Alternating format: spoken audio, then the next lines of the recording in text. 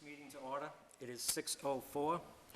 I want the public to know that this is a hybrid meeting, which means that we're meeting in public, the Board of Selectmen. We have some guests here, but we also are on Zoom. So if anybody wishes to participate during the public input, they can do that either via Zoom or by being here. This is being audio and video recorded. Should be, if you're watching this on TV, it's live on Channel 9, and it'll be uploaded to YouTube in a few minutes, or not in a few minutes, after. So once it's all recorded, at some point it will be uploaded to YouTube. I'd ask everybody to stand for the Pledge of Allegiance, and please remain standing. I pledge allegiance To the flag of the United States of America and to the republic for which it stands, one nation, under God, indivisible, with liberty and justice for all. I'd like to take this opportunity to ask for a moment of silence in memory of former Selectman and veteran Ed Reese, who passed away last week.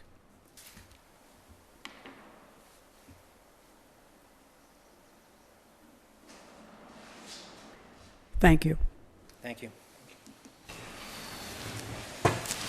Just a further comment on that, the Board of Selectmen give our sympathy to the family of Ed Reese. We all personally knew him. He was a great person in our town. As everybody knows, he owned Reese's Garage, and he's been helpful to many, many people. And we give our sympathy to the family. And later on in this meeting, I'll be reading a letter from one of our residents who wrote a letter regarding Ed Reese and her knowledge and sympathy for him. So that will be happening later. We have several proclamations, and I will read the first one. Selectman Hull, if you could read the second one on Juneteenth, but I'm going to read the first one. Okay. This is from the Board of Selectmen. Whereas the Stonewall riots that began on June 28, 1969, sparked the LGBTQ rights movement in America. And whereas during these riots, the LGBTQ citizens, led by the transgender woman of color, rose up and resisted police harassment that arose out of discriminatory criminal laws that have since been declared unconstitutional. And whereas in the decades since the Stonewall riots, Pride celebrations have taken place around the country every June to commemorate this historic turning point for the LGBTQ community. And whereas in 2015, the Supreme Court granted same-sex individuals the right to marry, recognizing that the sanctity of marriage is a right of all to pursue regardless of sexual orientation. And whereas despite national progress, the LGBTQ community continues to face discrimination, harassment, disparity in healthcare, housing, and employment, and the denial of basic human rights. And whereas members of the LGBTQ population reside throughout our town, are employed by our town, are our neighbors, our teachers, our first responders, our youth, our friends and family, and these community members deserve to live without fear of discrimination, prejudice, or violence. And now, therefore, we, the Board of Selectmen of the Town of Dayton, do hereby proclaim June 2021 as LGBTQ Pride Month, and urge all the citizens of the town to take cognizance of this event and participate fittingly in observance. And it's signed by the Chairman, Ken Pacheco, the Clerk, Leonard Hull, and Dr. Z, a member of the Board of Selectmen. And I believe you wish to, well, let's vote on this first. I'll ask for a motion to approve this proclamation. Aye. Is there a motion? So moved. So moved. I'm sorry. Second. I'll ask for a roll call. Selectman Hull? Aye. Dr. Z? Aye. And Ken Pacheco also is an aye. And I believe you want to read something? Yes, if that's okay, Mr. Chairman. Yes, thank you. Thank you. I just prepared some remarks, as I did last year, in observance of Pride Month. The rainbow flag was popularized as a symbol of the gay community by San Francisco artist Gilbert Baker in 1978. The different colors are often associated with diversity in the gay community, but actually have literal meanings. The flag is used predominantly at gay pride events and in gay villages worldwide in various forms, including banners, clothing, and jewelry. Since the 1990s, its symbolism has been transferred to represent the extended LGBT, lesbian, gay, bisexual, and transgender community. In 1994, for the 25th anniversary of the Stonewall riots in New York City, a mile-long rainbow flag was created by Baker, which he later cut into sections that were distributed around the world. The flag was originally created with 8 colors, but pink and turquoise were removed for production purposes. And since 1979, it has consisted of 6 colored stripes. It is most commonly flown with the red stripe on top, as the other colors appear in a natural rainbow. Aside from the obvious symbolism of a mixed LGBT community the colors symbolize, life is red, healing is orange, sunlight is yellow, nature is green, harmony and peace are blue, and spirit is purple-violet. During the 1980s, a black stripe representing AIDS victims was added to the bottom of a rainbow flag as a 7th color and named the Victory Over AIDS flag. At various times, other colors have been introduced to modify the flag design by Gilbert Baker, including black and brown for people of color in 2017 and white, pink, blue for transgender and queer people in 2019. When I first proposed flying the rainbow flag, there were people who asked why flying this flag is so important to me. When gay marriage was finally legalized by the Supreme Court in 2015, which was an extremely momentous decision, many felt like the gay rights movement was over, that it had achieved everything it set out to achieve, and that equality had been secured. But I want you to know, as a 36-year-old gay man, that unfortunately, hatred, intolerance, and disparity still exist. On June 12, 2016, almost 5 years ago to the day, a man walked into a gay nightclub in Orlando, Florida, and killed 49 people and wounded 53 more in a horrific mass shooting just because they were gay.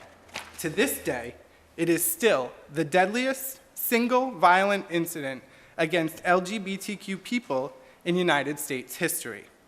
Unfortunately, however, hatred and violence against the LGBT community are not new phenomena. We will never forget the torture and brutal murder of Matthew Shepard on October 6, 1998 in Laramie, Wyoming, where he was left to die on a fence. And his crime? Being gay.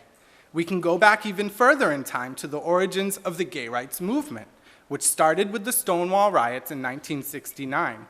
During the 1950s and 1960s, it would have been impossible to overstate the importance of bars for gays and lesbians because at that time, very few establishments welcomed gay people.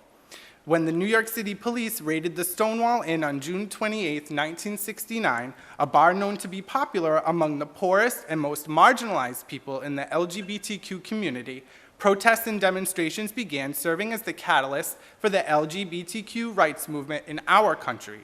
1 year later, to mark the first anniversary of what came to be known as the Stonewall riots, community members in New York City marched through the streets. The event was named the Christopher Street Liberation Day and is now considered to be the very first gay pride parade, a tradition that continues in cities and towns across our country and throughout the world today. I want you all watching to think about what it would be like to be targeted, discriminated against, or even murdered because of who you are.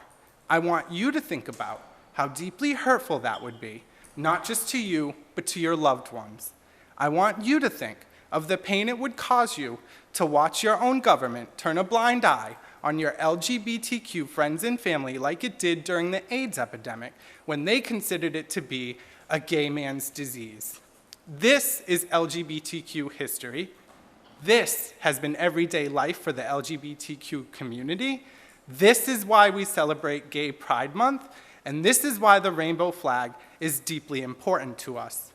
Despite a society that told us time and time again to be ashamed of ourselves, we chose pride in ourselves, in each other, in our community. Mr. Chairman, we have so many LGBTQ community members in Dayton who feel invisible, who feel forgotten, who do not feel supported or valued, who feel their contributions to our community have gone unnoticed and unappreciated. It is our job, our duty as selectmen, to shine a bright light on those people, to do anything and everything we can in our power to ensure they feel welcomed, included, loved, and supported by this small town with a big heart that we all love so much. I'd like to leave you with a few lessons in life that I have learned as an openly gay man and a public servant. If you see someone in need, help them. If you see an injustice, correct it. If you see a fight for a worthy cause, don't shy away from it. And if you're sick and tired, like I was, of not seeing people like you in leadership positions, run for office. Representation matters.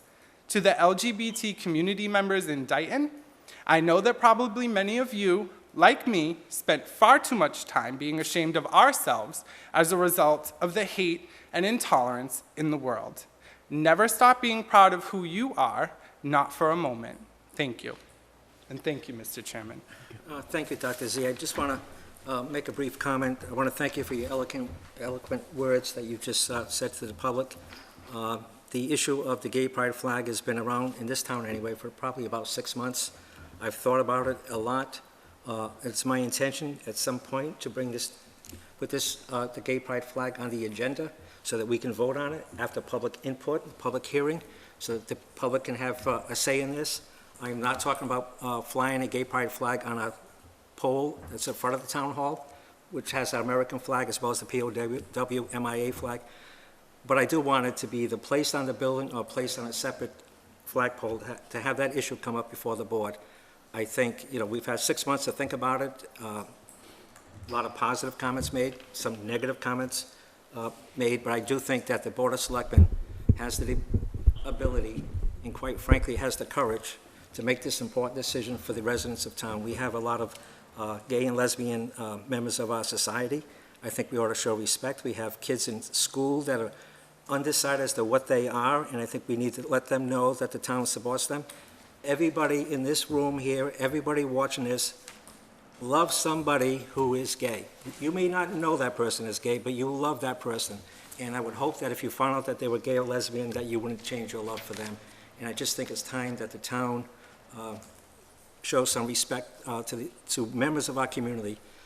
At a time before veterans weren't allowed to serve if they were gay, we all know from the American Revolution to the current wars that we're in now that there are gay members in that. There are gay veterans, gay people in the service who have died for our country, and I think it's time that we show some respect to the gay community. So again, I want to thank you. I read that letter before the meeting. I was impressed with it, and I made a decision that we will, at some point, when things get a little better in town, we have some important issues, appointing a town accountant, discussing the library and stuff like that, but at some point, I will be bringing it before the town. The public will be made aware of that, and they'll be entitled to come to a meeting and express their concerns. So thank you again, Dr. Z. Mr. Chairman. Selectman Hull. Thank you. First of all, in regards to proclamation, LGBTQ movement, very noble and very much appreciated. This town is all-inclusive. Gay lives matter, black lives matter, white lives matter, all lives matter.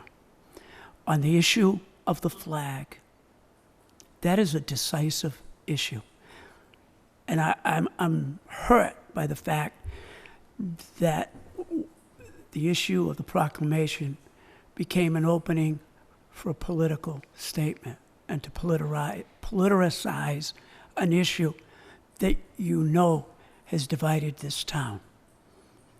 If we're going to have a discussion about a gay pride flag in this community on public property, I would strongly suggest, and I would follow the letter to the letter of comments made by former Selectman Nancy Goulart, that a proposal be brought forth, a discussion, an open meeting be held about a public policy for the flying of not just the gay pride flag, but all other flags that may wish to come before us, that there be some standards established for acceptance, and that there also be some standards established for what would not be accepted, so that this town does not get sued or have to deal with other issues that come before us or come before this town that will divide this town and politicize this matter. This is about people's lives. Today wasn't a good time to use it to talk about an issue that has divided the flag. As someone who has taught many, many students who are gay, that belong to the LBGT community, I respect them and have great love of them, just as I do every other individual that walks this planet. We need to look at sitting down at the table with the many different groups that feel that they've been ostracized in this community. And I've heard much said about the LGBTQ community. But as someone who's lived in this town for over 30 years and seen what has happened to the Native Americans that have lived in this community and the vandalism that has taken place at a couple of their monuments and the Council Oak, we talk about groups that have been ostracized and picked on. It's not just LGBTQ. And I hope this board will come up with a policy that's all-inclusive. Because not only does it affect other groups, but it also puts, in some instances, unfair and undue pressure and unlight on the LGBT community. And that's unfortunate. You know, many of us sitting in this room express the values of universal love for fellow man, but there are many others out there who don't. And you start putting the focus on one group,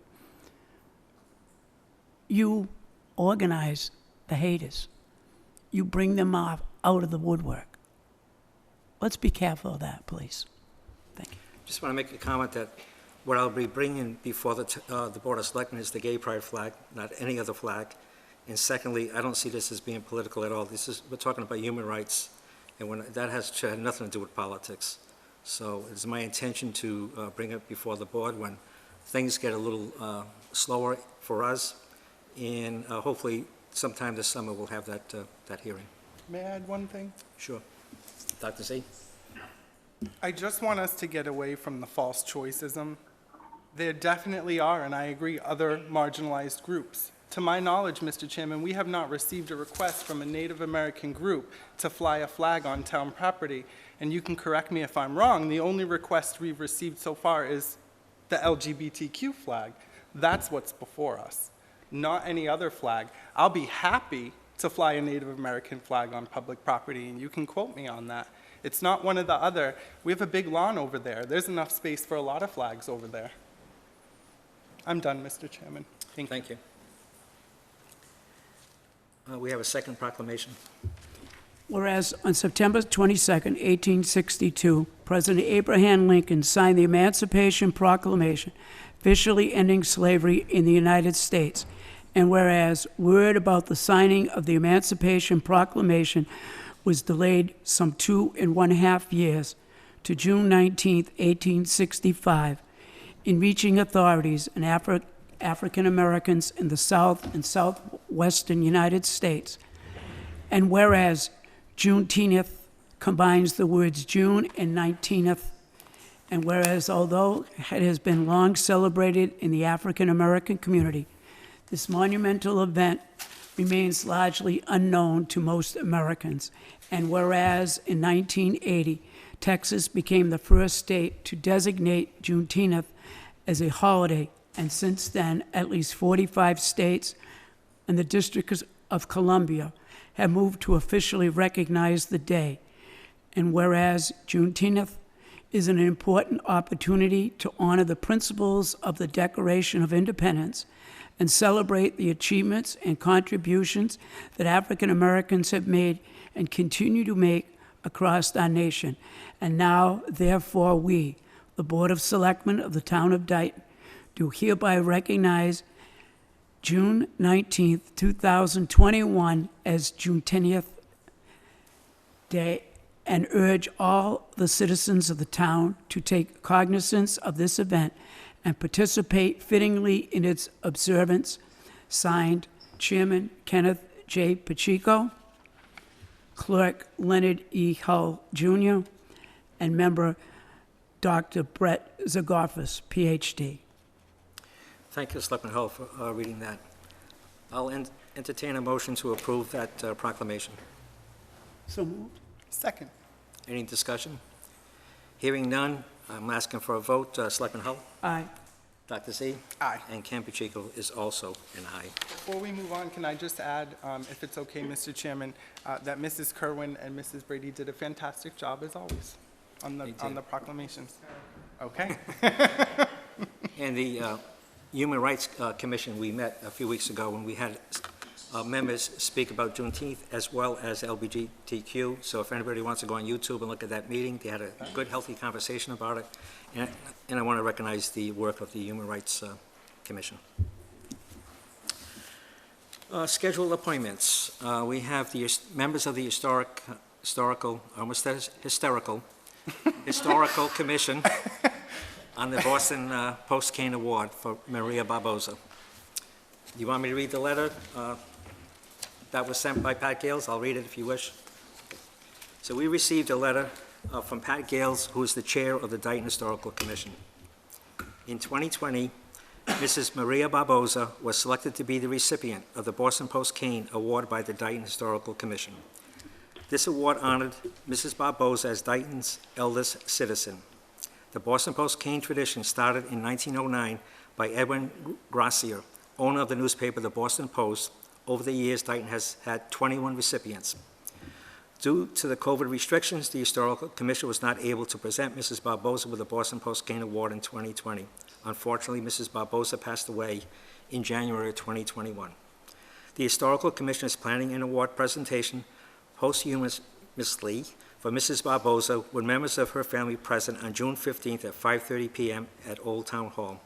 We kindly invite the Board of Selectmen to attend to present the proclamation to Mrs. Barbosa's family on June 15, 2021. And we're going to have the Historical Commission, I'm the liaison person, we're going to have something here.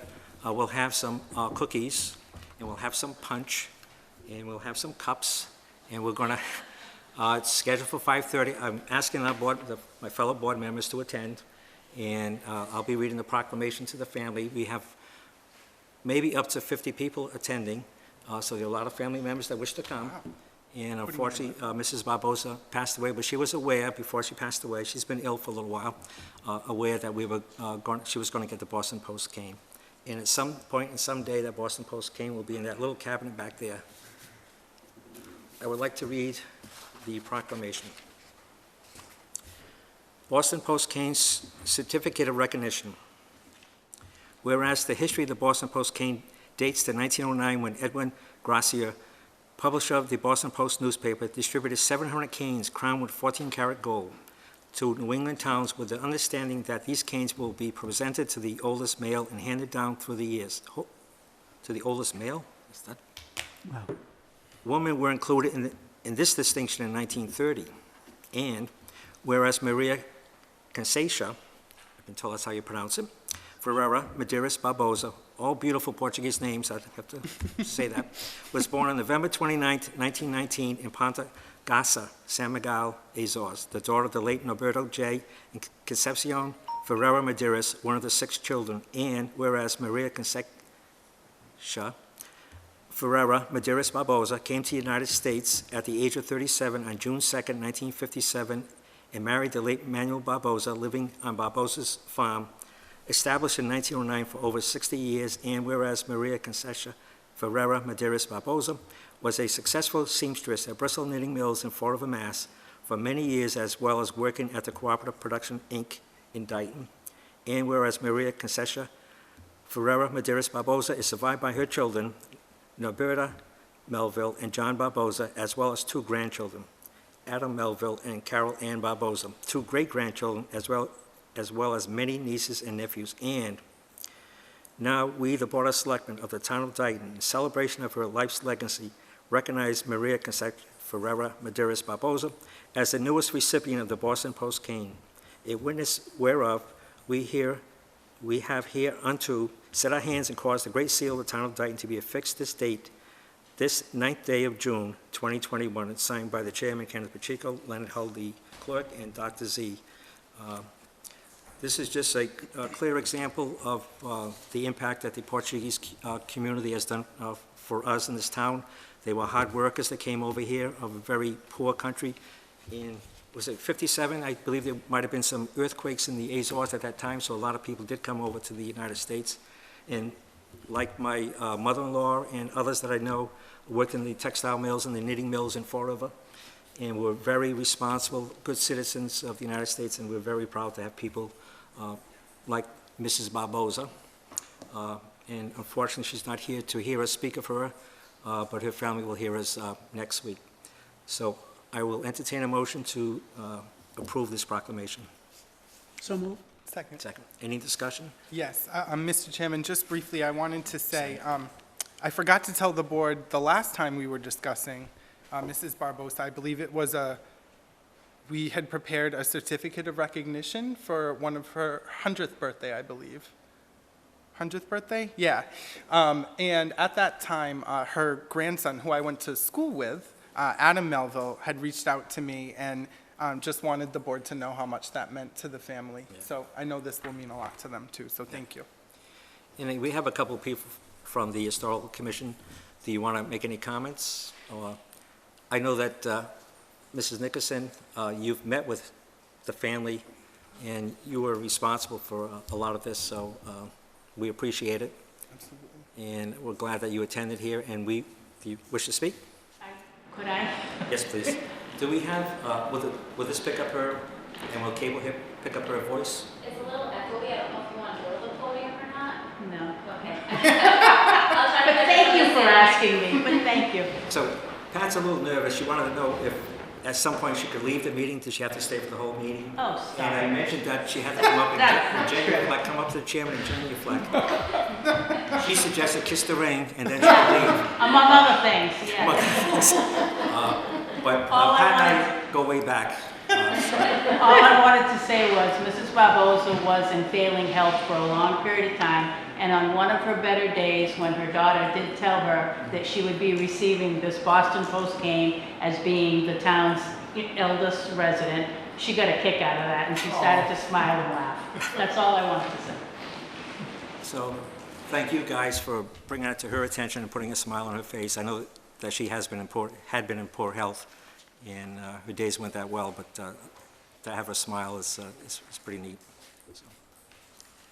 Did we vote already on this? Not No? yet. I will ask, we've made the motion in the second. Yep. I'll ask for a vote, roll call. Selectman Hull? Aye. Dr. Z? Aye. And Campuchico is also an aye. So we will have this next Thursday, and we'll present it to the family. Tuesday? Good to know, because I would have been here Thursday. And I would have had the proclamation. We only talked about this last night, right, at the meeting? So forgive me for forgetting. So thank you very much for bringing this to our attention, and we'll be very proud to present it to her next week and meet the family. I have not met the family myself, and you'll get to meet a classmate of yours. Absolutely. So, thank you. Thank you. Our next scheduled appointment is Kevin Smith from the Parks and Recreation, and he's here to seek approval for the concert in the park on July 10th. Is that correct? That's correct. And I will come to the podium. Hello, sir. I think you all are aware of the plans for the concert, and I did submit the application for approval. I don't know if you have any questions prior to approval, or if you want any details. No, I don't have any questions. I understand there's insurance, so there's coverage for anything that happens out there. Is that correct? That was one question that I had spoke to Ms. Kerwin yesterday about, and we were unsure if, due to the nature of the event, if we could have the waiver insurance, or if we do need to get a one-day policy, that we'd be happy to do that, but. Well, my question is, they're the Park and Recreation Yes. sponsor, so wouldn't they be covered anyway? Would they have to get? Yeah, if it's a town and liability. commission sponsored event, it should be covered under the town's liability. We can double check that. Yeah. I don't see any issue with that at all, but we'll circle back. Yeah, that with, was the only question we had. We figured it would probably be blanketed because Yes. Yeah. So the concert in the park is having different vendors not selling things, so there may be some item like the Dayton Historical Society, which I'm a member of, will be selling some items, but these other groups that will be selling or handing out items. I know the Historical Commission discussed last night, handing out some items to kids and the public, and different groups. The Human Rights Commission is going to be there, the Commission on Disability is going to be there, Dayton Historical Society, Historical Commission, all groups that I belong to. But I also would ask the board if we would consider setting up a table and make ourselves available 2 to 6, so that the public, if they have any questions for us, they want to thank us or yell at us, we'd be, Or watch music with us. watch us dance, whatever. But if the board would be willing, we can set up a table. I'll bring a pop-up tent, if that's okay with, We might just want to have to post, not that we're going to, I think we should ask the town administrator. yes, could we post, So yeah, that's where the feedback is coming from. so for the concert in the park, if the Board of Selectmen set up a table to meet the Yes. public, would it be scheduled as a select board, Should we Board of Selectmen meeting? post that? We're just going to be there to like interact with the residents, not discuss anything. I don't believe so. I mean, there won't be any votes taken. There won't be any business actually deliberated. It will just be a social friendly thing. I don't think So there's Karen any. doesn't have to come and take the minutes? No, I'm just kidding. Exactly. She can enjoy the concert. Yes. So, but people may ask us questions about something that may come before the board, so But as long as the board doesn't actually deliberate as a board, as the three of you gentlemen, I don't see any problem with that. And as long as I don't have to perform like Mr. Smith asked me, Several it's even times. better. So I will formally ask permission for the Board of Selectmen to set up a table and meet the public. I'll think about it. Oh, So actually, if you don't mind, real quick, I'll just, because I don't know if the public I was has an just going to say, like, overview. could we get like a rundown of what Yes, is see, planned? the problem is I know what's going on, but Right. everybody else doesn't necessarily, so please. So it's a dual purpose event. So one part of it is community outreach. So, and we have a pretty good number of groups attending. I spoke to Chief McGee and Chief McDonald this week, and they're both gonna do like a touch a truck style event from the fire department and the police department. So that'll be something fun for the kids to do. The Taunton Chamber of Commerce is gonna be attending. The Lions Club will be attending. In their capacity is a little community outreach, and they're gonna be doing some food service. We have the Dayton Garden Club, Human Rights Committee, Stormwater Committee, Dayton Trails Committee, the Commission on Disability, the Historical Society, and the Historical Commission. We have a few nonprofit groups that will also be there. One is a Dayton resident, Mrs. Rocha, who has a new foundation called the Light in the Dark Foundation. We have the Friends of the Dayton Library, Papa Squash Swim Club, Sue Furtado from WAGS will be there. The only quote-unquote business we have is actually co-op. And they're more, I feel like they tie into community outreach more than they tie in as a business. And we've also invited them to bring clients as well, because I feel like they would enjoy this event tremendously. And then one other guest that we have that I'm super excited about is Special Olympics of Massachusetts is going to come and set up a booth, do some demonstrations, and have some interaction with their athletes. The other part of the event is that we have some performances booked. We have Bill Harley, who is a local children's author and performer, so he's going to be performing at 2:30. Then we have the Toe Jam Puppet Band at 4 o'clock. We also have a petting zoo from 2 to 4. I just spoke with the director of the DR Marching Band today. I am begging him to get those kids out on that field and do a little performance for us. He's going to try to make it happen, because that's been a big thing that, as I've been kind of exploring this event, that people have asked for, is the DR Marching Band hasn't had an opportunity to perform because we haven't had any sporting events. So I'm hoping that we can pull something together, and whether they open or close it, we're not sure yet, but I'm hoping that they'll be involved in some way. Did you all, may I ask a question? Sure. I don't know, did you reach out regarding the chorus? And the reason I brought this up, we attended the Dayton Rehoboth Regional High School graduation ceremony, and the senior chorus, I believe it was. They were excellent. Yeah, they were amazing. They did a rendition of Star Spangled Banner, and it was mic drop. It was really, really amazing, quite frankly. So I don't know if you wanted to also reach out to them. And I'm at the point too with this that pretty much it doesn't matter if it's some sort of performance or any other group.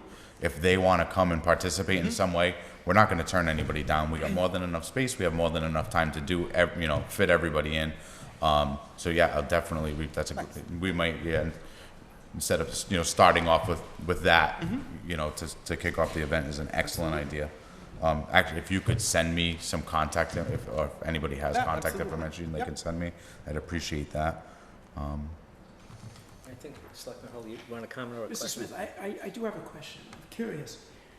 On your application, it says the first annual Dayton Firecracker Festival. Firecracker, at this point in time, I don't see anything for fireworks, so this is, Just because it's near the 4th of July. okay. That I don't even know where we came up with that, to be honest with you. It kind of just popped in my head. It was next to 4th of July. It sounds better than the Dayton Community Outreach Day. And I'm hoping, again, it's our first time doing something like this. It's new to us, and we hope that at some point it grows. Okay. No, that's what I was hoping to hear for an answer, but when I saw the word firecracker, is this the future or is this the present? I actually joked with my fellow Parks Commission member, Sue Cody, because she's like, "Oh, Firecracker Festival, we're gonna have fireworks," and I said, "No, we can't."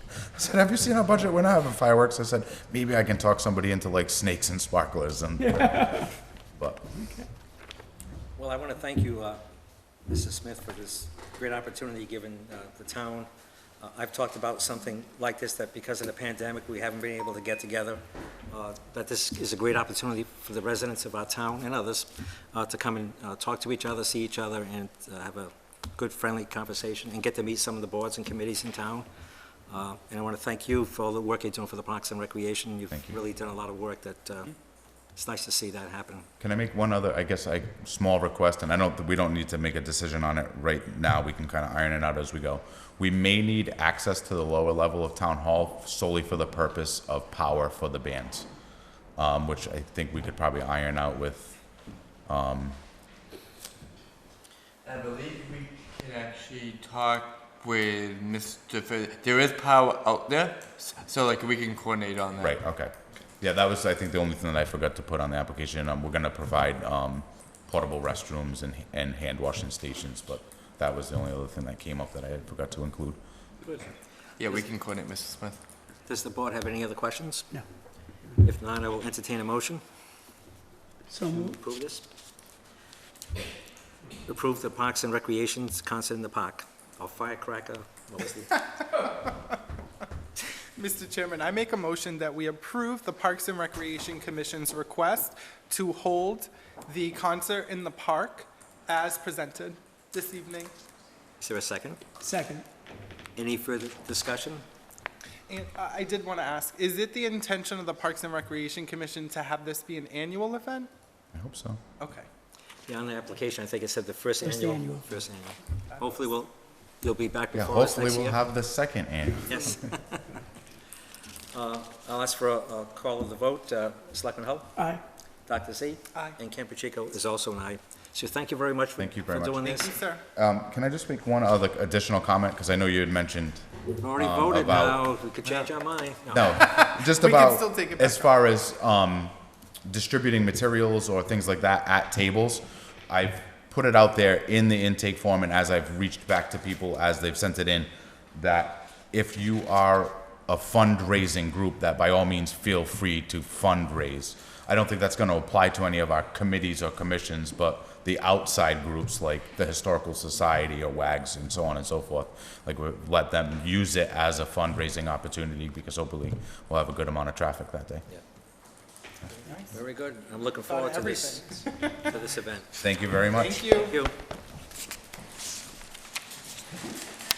The third scheduled appointment is Todd Pillings from the Board of Health. I was going to say, I thought I saw him, but he was at the back of the room. So. Mr. Hello, Pillings. sir. Twice in one day. I know. Are you guys cool enough? Do you want the temperature turned down? It feels Maybe warm just to a me in hair. here. A hair cooler, if that's okay. Thank you, sir. It felt a little warm to me. So, Thank you. good evening. Well, she's got a jean jacket on over there, so. She didn't feel anything. So you have a recommendation for, We do. So our board just met about an hour ago, and the recommendation is that we expend all of the fiscal year '22 money and buy all large bags, because currently we have enough small bags in stock to go for like 15 months. It's the large bags that are being used more, and that's what we're going to run out of. And so, but we're afraid that the price, because of the volatility in the market and the gas price and everything else, that we should buy it all now while we have a locked-in price. Because the price is only good till the end of June, and we're going to have to do this again and again and again if we want to buy smaller increments. So that's what the board has recommended. But the order is not going to be, it's not till July, so it's all fiscal year '22. So and you have storage for those bags placed? we do. The trailer that we keep all of them in, there's enough room for this many. Because if we were buying based on the price that they had quoted us before, we would have been able to get 14 pallets. But the new price, we can only get like 9 pallets. So there's enough room in there. So within a month, the price went up by 40%, something like that, 20%. So May I ask a Sure. sorry, just a procedural question? I had thought we had done away with the discretionary spending freeze, so I guess it's unclear to me why this is not an appropriate question, but I'm just wondering why the Board of Health needs us to approve a budget spending out of their budget, that's all. So to be clear, this isn't a spending request, it's more, when we spoke the end of last week on Monday, there was an unknown about how this whole thing would unfold. So we put really a placeholder on the agenda for like at least an update. So this is an update. Understanding that actually what the Board of Health will be doing and what we as a town will be doing will be changing course. Actually from ordering bags periodically as needed through the year. Okay, I understand. And going forward into FY '22, we will place an order, actually the Board of Health will place an order that will hopefully provide us with hopefully a whole year's supply. There is a potential based on the increase in pricing, and the increase in trash volume that I believe the Board of Health is saying that we may come next March or April, may come for either like a reserve request or transfer request based on the volume, but we believe we have a good handle on the volume of trash. It was the price that's jumping. Yes. The budget for next year included a 10% increase in bags. What we didn't account for was a 20% increase in price. And so that's why we were thrown off a little bit. But we didn't know the discretionary spending thing was over. I thought that was continuing. I know he said, Mike told us last week that he now has authority through the end of fiscal year '21. That's correct, we gave. But this is fiscal year '22, so we didn't know and Gotcha. we couldn't afford to wait. I understand. One last question, if that's okay, and hopefully it's a quick answer. Are we going to save any money by purchasing them in large bulk? No. Okay. Nice. So this isn't like a BJ's wholesale? Okay. Selectman Hull? I have a question. It's to Mr. Pilling, but also Mr. Mullen. I'm hearing talk about increase of price to us. There's no plans for an increase of passing or increasing the price of the bags to the taxpayer. Is that correct? That is correct. We went up with the price of trash bags in June of last year. Okay. And at this point, it's not So anticipated. at this in- point, No. the town is absorbing the cost, Yes. the increase, Yes. not the taxpayers? Correct. Direct. Thank you. So do we need to take a vote on this then? Is that your understanding? I'll entertain a motion to approve. yeah, like just really to cover ourselves because it is for a FY '22 item. Sure. And we haven't yet discussed FY '22 in that process yet, so yeah. So I'll ask for a motion Sure. to approve the Board of Health's request to purchase and store trash bags. Mr. Chairman, and please, Mr. Administrator, correct my language if I'm wrong. I'm going to motion that we approve the Board of Health's request to purchase and store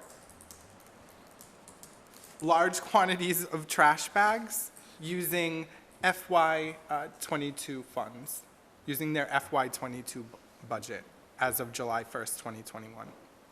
Is there a second? Second. Any further discussion? Is that motion cover everything? But Yes, not and it's bind their clear hands? that it's for an FY22 expenditure for materials that will be used in FY22. Okay, thank you. Thank you. I'll ask for a vote. Selectman Hull? Aye. Dr. Z? Aye. And Campuchico is an aye. So thank you for bringing this to our attention. Okay. Thank you, sir. All right, anything else you want from me while I'm here before I leave? No, I just want to thank you and your office for giving a weekly update on COVID-19 stats and everything else, so. Yeah, we were a little late this week with it because the bulky tags that started this week, so. Yeah, And for anybody watching at home, you can still buy stickers for Friday. So even if your trash day was Tuesday, we can still do a pickup on Friday, so. oh, that's good to know for the public. Yeah, the DPW is very accommodating with that, so. Thank you. Mr. Chairman, before Mr. Pilling leaves, I just wanted to bring to the board that I do intend for next meeting, which I think is the 20-something of June, Good. Yep. to request that the Board of Selectmen award or grant Mr. Pilling and Mrs. Grassi certificates of recognition for the work that they have done. And I know we're not over the pandemic, but we're over the hump at least, the work that they have done going above and beyond for the town and its residents during the pandemic. So that was a secret, but now you know. Not so much. The public won't talk to you about it, I'm sure. So again, thank you for all the work that you and Ms. Grassi does for us, for the Okay, town. thank you. It's been a difficult year and a half for you Yeah, guys. since Thanksgiving's been really hard, but yeah, the whole year and a half has been difficult. Numbers are so much better now, which is great. Yes, they are. So, all right, thank you. thank you all. Thank you, Have a sir. good night. You too. Night. I'm going to entertain a motion to go to 12C, new business. Commission on Disabilities request for a Facebook page. So moved. Second? I'll step down and second that. Any discussion? If not, all those in favor say. Hold on, Mr. Gale. I'll ask for a vote. Selectman Hull?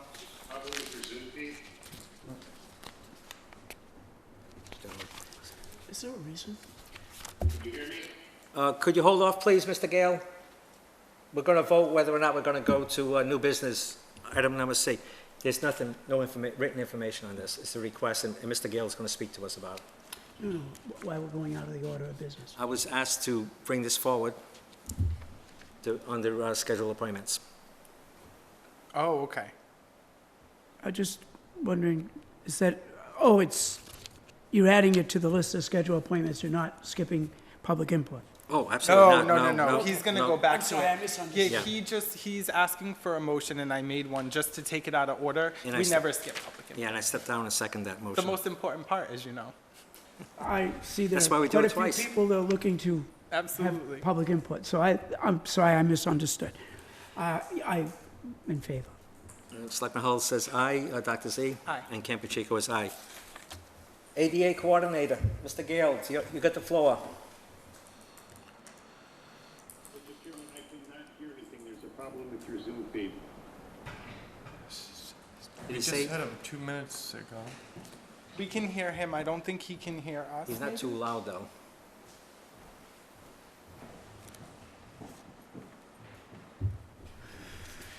Jonathan, can you hear us? Barely. If you want to move on to the next issue for a minute, I can log out and log back in, but it looks like it's on your end because But Channel 9 said everything is fine. They can hear everything on the Zoom feed, so can anyone else that's not Mr. Gale hear us fine? Someone unmute yourselves and just let us know on Zoom. can barely hear any of you. Where are those little microphones that we It's right in used front to of you. have? Oh, okay. You're talking right into it, and they can't hear you. That's weird. They usually always can hear me. I'm loud. Well, we know it works on this laptop, so we're dealing with a new system tonight. Is this any better? Not really. I have my hands over my ears to cover every other And his audio is not good either. Anybody else is getting the same issue over there? It sounded better, Brett. Oh, okay. Thank you. Okay. I'm not sure it's us. Excuse me, the other people in the Zoom meeting tonight, can somebody just say something just for a quick test and we'll go on with the meeting? Nicole, Yes. you can hear us? Yes, I can. Okay, And we thank you. can hear her too. Good. Yeah, and it's fine. Yes. And Channel 9 can hear us in the studio, Mr. We've been Lapointe. texting Angela back and forth, Okay. just double checking everything, guys. Thank you. It has been a little touchy, but when Brett just did that, it did sound better. Okay, we'll keep this over here. So, Mr. Gale, are you able to hear us? Mr. Pacheco, I can still barely hear you. Yeah, we can barely hear you, but we can hear other people.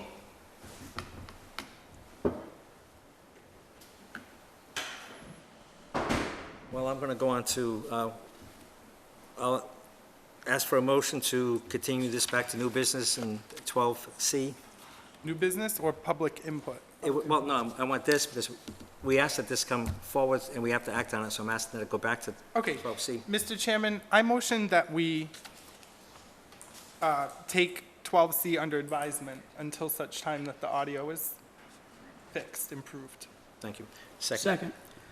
All those in favor say aye. Selectman Hull? Aye. Dr. Z? Aye. And Campuchico is an aye. Public input. Do we have any public input? Do we have any public input? Public input?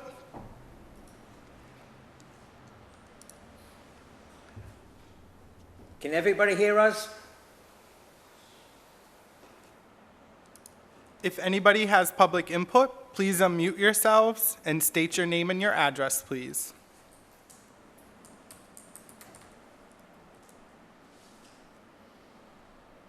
There's nobody in the chat room asking to No. speak. Okay. Okay, we're going to go to the next item, which is announcements. Dr. Z, could you read the announcements, please? Yes, sir.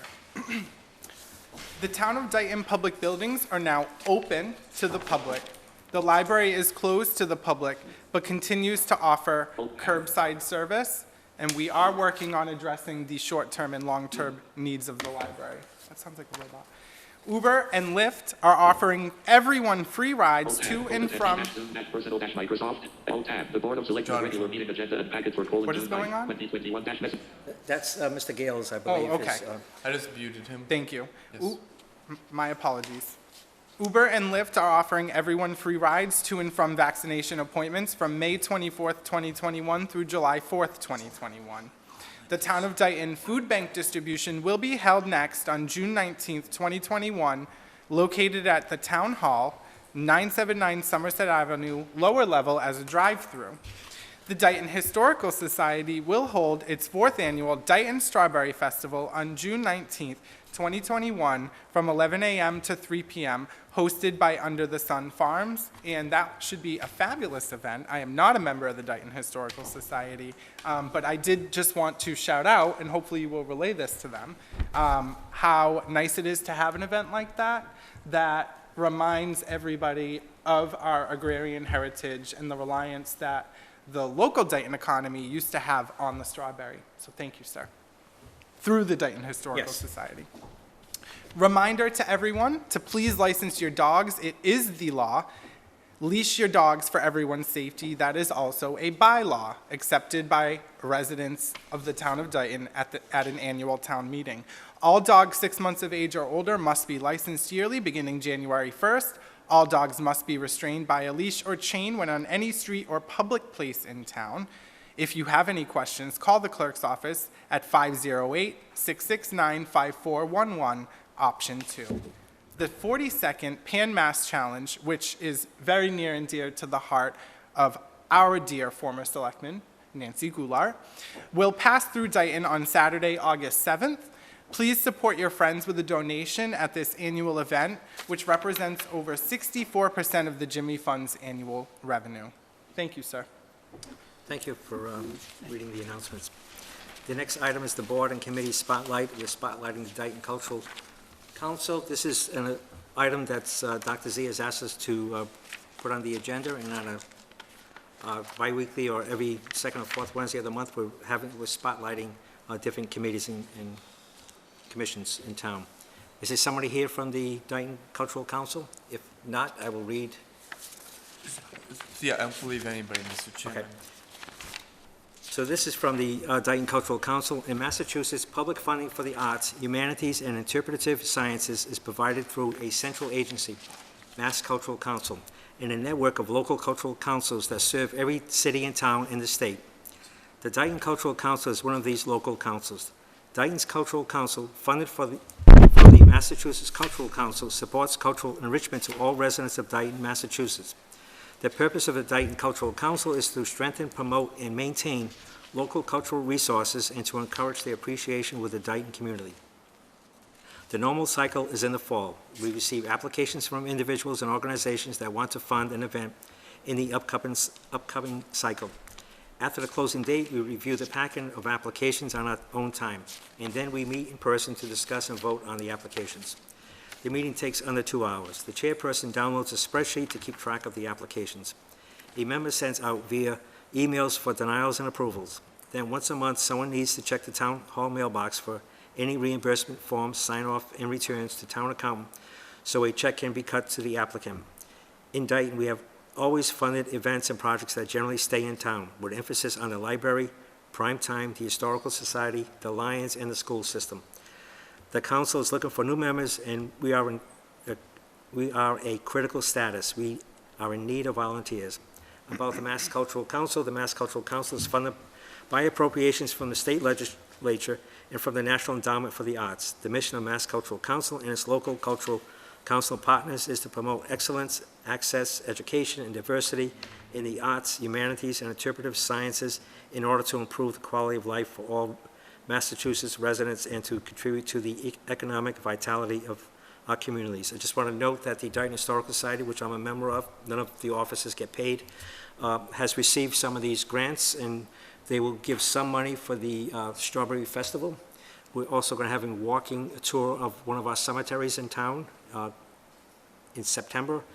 And we're also going to have someone speak about the first woman who ran for president in the United States, even though she wasn't able to vote for herself, but she ran for president. So they'll have a couple of speakers. And I know that the library has had several events also, and they've been a benefactor of this, the Dayton Cultural Council. So if you're interested in something like this and you want to join, contact the Selectmen's office, and you may become a member. Mr. Chairman, I just wanted, piggybacking off of what you stated, the last sentence is really important. We have received at least 2 emails from the chairperson, Mrs. Kristen Kearns, about how desperately they need more members. This is a really important council. It's important that the town of Dayton receive those grants from the Massachusetts Cultural Council. So we just want to re-emphasize, if you're interested in the mission of this council, please submit applications to the Board of Selectmen as soon as possible. Thank you. Yep. Any questions about that? If not, we'll go to the next item, which is the town administrator's report. Yes, and thank you, Chairman. Just a few quick updates actually this evening for the board and the public. About a week and a half to 2 weeks ago, the town actually received an inquiry from Bristol Plymouth. They're compiling a list of their student construction projects for the 21-22 school year. So they reached out actually to the building commissioner and myself about any potential projects that we have here in town that we could use help with student, in terms of student construction. So actually working together, Mr. Aguilar and actually Mr. Ferry and myself, we came up with actually 3 potential projects here on the campus in the town hall complex. The first one is a potential construction of a 12 by 16 shed for the Briggs Garden, with the construction of the garden, with the supplies, with all the tools that they're going to need. The need for a shed is very great, but also a shed that really fits in with the complex. It isn't just a shed, that has a roof that has actually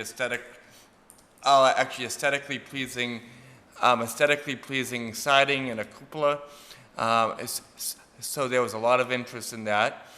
We also out in the gazebo needs a new roof and other work and updates. So we proposed that as well. And then there has been the priority for actually an awning, going actually in back at prime time on the back ramp there, for the public who use that building. So we presented those 3 priorities at the BP.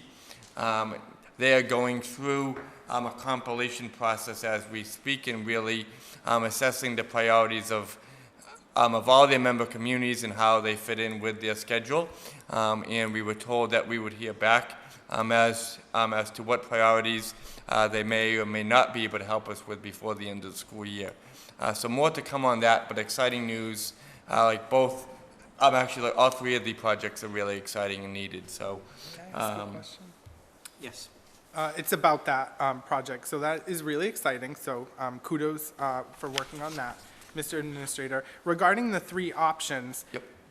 they can either choose one Yes. or none, or all 3. Like, what is their selection criteria? They don't have to pick any, right? No, they don't have to pick any, but we made it clear that the shed would be probably the coolest project based on the based on the size and what we're trying to do there. But they also, if they have, actually based on their schedule and their group of students, if they were bringing actually a group of students here to the complex, because we're actually all 3 of the projects are located here. I think there was interest in if we had any other needs, they would like to, if they have the ability to do them, they would like to know them all at once. So, so nothing is guaranteed, but if they can do more than one, I think they're interested in doing that as well. Thank you, sir. No problem, thank you. Any questions about that from the board? No, I think it's fabulous. Good Thank work. you. I'm then moving on, if I could, Mr. Chairman, for the fiscal year end, the closing out of FY21 and year-end transfers, you'll see in your packet and for the public as well in the packet that at the end of last week, town accountant, he sent out a memo to all department heads and committees as well, and outlining the timelines for the closing out of fiscal year 21, and by Monday the 21st, so in advance of our next meeting, or the board's next meeting on the 23rd, that is the deadline for our transfer requests, so we can bring those to the board in that meeting as well. As you probably noted, the treasurer, collector, in her diligence, she's already actually made a transfer request that's later in the agenda. But we are planning to close out the year. I'm planning to close out the year, I believe, based on everything I've seen so far and everything we're tracking, in very good stead. So I just wanted to provide the board an update on that at this time. Any questions on that report from the town accountant, or what town administrator said? Any questions? No, I just wanted to thank the town accountant and our town administrator for including reports like this, which usually we get, everyone who is key stakeholders get emails with all of the spreadsheets, and we read them. But I just wanted to emphasize how important it is to include things like this in the packet so that residents of Dayton can also view the same information that we do and have access to that information as well. So I just wanted to applaud the 2 of you for that. Oh, thank you. It's all about transparency and making sure we're all operating on the same page. Thank you, sir. No problem. Thank you. Old business, review, discuss, and act on municipal building study committee library recommendations. You have a report for us, town administrator? You have- So yes, I do, and I'll be presenting this on behalf of the building commissioner and the members of the municipal building study committee. We met about 2 weeks ago now, and we discussed really, as we outlined in the packet and in the letter, we outlined the charge of the committee. To actually identify the capital needs for all of our buildings, but obviously, as we discussed actually 2 meetings ago now, the library is a very pressing issue, and the committee spent the good part of over an hour really discussing that and a plan and recommendations forward. As we know, there aren't any easy answers in in the library situation. We have a great library. We have an exceptional library director and staff and a great board of trustees. What our challenge is at the library and the library building, in no way, shape, or form, actually reflects the operation and the staff that we have at the library. And I want to make that just extremely clear. We have exceptional staff there. And I think now we're in a place to make sure we're supporting them. And to continue supporting them as we go forward. Really the issue, we, as we all know, last year, we, when we began to confront a COVID, that really put in motion a lot of other challenges that we face with the library today. And with the Mass Board of Library Commissioners, actually requirement, and they did vote this week on that requirement, that all libraries have to be open in full by Labor Day. We're under a time crunch. And in the committee's view, we have the needs that we need to address in the very short term. Then we have needs that we need to address in the actually short term. And then we have longer term needs. When the committee was really discussing all three of those aspects. So in the last page of the recommendations actually made on behalf of the committee by the building commissioner, there were actually two options that were outlined. The first option is to relocate the library to another municipal building. And we spent a lot of time actually talking about municipal building inventory and in the buildings that just we own as a town. And there aren't a lot of, frankly, we don't have any really great option or good option. But there is a consideration that the committee believes should be explored as part of our due diligence in looking at what our options are. And that option is the primetime building that has also been affected by the pandemic. But there's a question with that building because there are issues relating to the weight of library books that really need to be considered as a top priority as part of the conversation. So it's not as easy as, okay, let's look at a building and see if it can fit. It's also assessing a lot of the structural and the flooring aspects. One of the thoughts of the committee was making sure we're doing our due diligence to bring in a structural engineer. That will cost about $1,500 to do a structural assessment on the flooring. And at least we know, actually with facts and numbers, whether, the primetime building should be a discussion or it shouldn't be a discussion. And then we'll know, and then we'll all be able to proceed accordingly based on that. Is the floor, do you want me to wait till the end? I'll write my question down. Sure. Could you let the town administrator complete? So, that is really the first item on the punch list that we have. That can be done in the very, very short term. The other very, very short term, things that we need to really consider is that essentially we have 2.5 months to make sure we're open by Labor Day. So at this point, it's really a contingency plan to figure out how to do that along with the library director, the staff, and the trustees. And already we're talking about contingencies for the short term to possibilities like the lower level conference room at Town Hall. If we can, actually in a very, very short term site part of the library program or operations there. in order to have programming that's open. So we meet the Labor Day deadline, and so we can still, so we can still continue to work forward in terms of the larger, broader picture. So that is a very, very short-term option as well.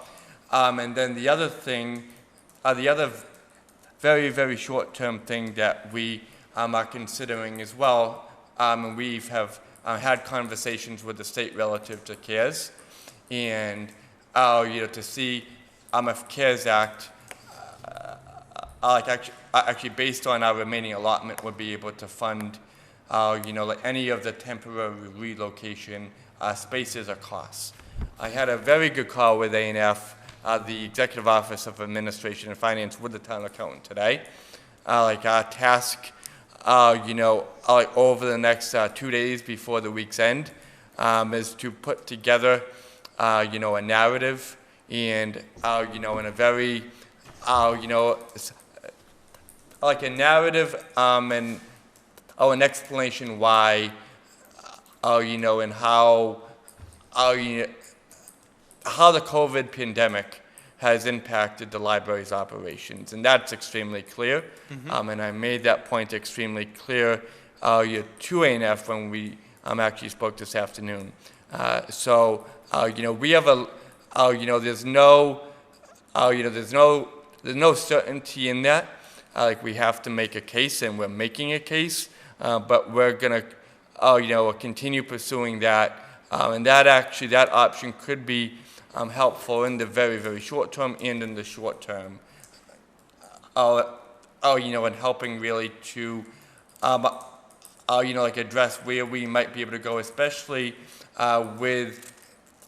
we do have the egress in the accessible restroom construction moving forward with the library. The building commissioner last week and I, we met with an architect who's going to be designing the plans for the ramp, so we can get that project going and out to bid and done. So I'm very excited that all that is moving forward. So I talked about the very, very short term. In the short term, in terms of very short term potential, temporary space until. As an option until we have the construction and the egress issue actually solved. And then the last option, which is also an appealing option, we, have a library that, going back to, I think, a 1920 town report, was actually deemed to be having outgrown the needs of the community then. And now we're in 2021, obviously. In order to provide modern day library and accessibility in our library services, the last recommendation relates to going out to leasing space. And what I mean by leasing space is leasing private space that's owned by an entity other than the town. And that is something different for the town. And it's something completely different from, I think, what all of us are used to. But in order to do that, we would need to put out a public competitively procured bid. So any interested parties in the town, be building owners, landowners, anyone would have the ability to respond. But there are costs with that as well. There are costs, very rough costs, are targeted at approximately $100,000 a year, based on the square footage that we could need. And there would be, and the town would enter into a contract after a publicly procured process, with a building or landowner to do so, and we could consider a short-term or long-term lease for that. We don't, as we know, we don't have the funding approved, for that. and if that was actually deemed, like also by the Board of Selectmen to be a path that we want to pursue, like we would now have to start working hand in hand and in tandem, like with the FinCom, to get, to that, actually ask for their input, and to get them engaged and to potentially call a special town meeting, because we can't go out to bid actually on a project or a lease that we as a town don't have approved funding for either. And,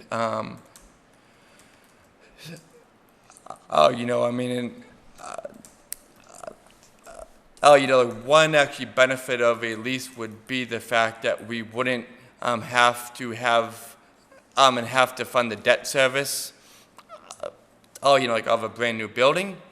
But on the other hand, it takes, again, we'd be at the mercy, like of a private entity other than the town.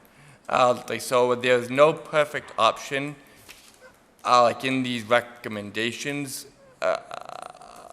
but at this point, like they are options that, and it appears that they're the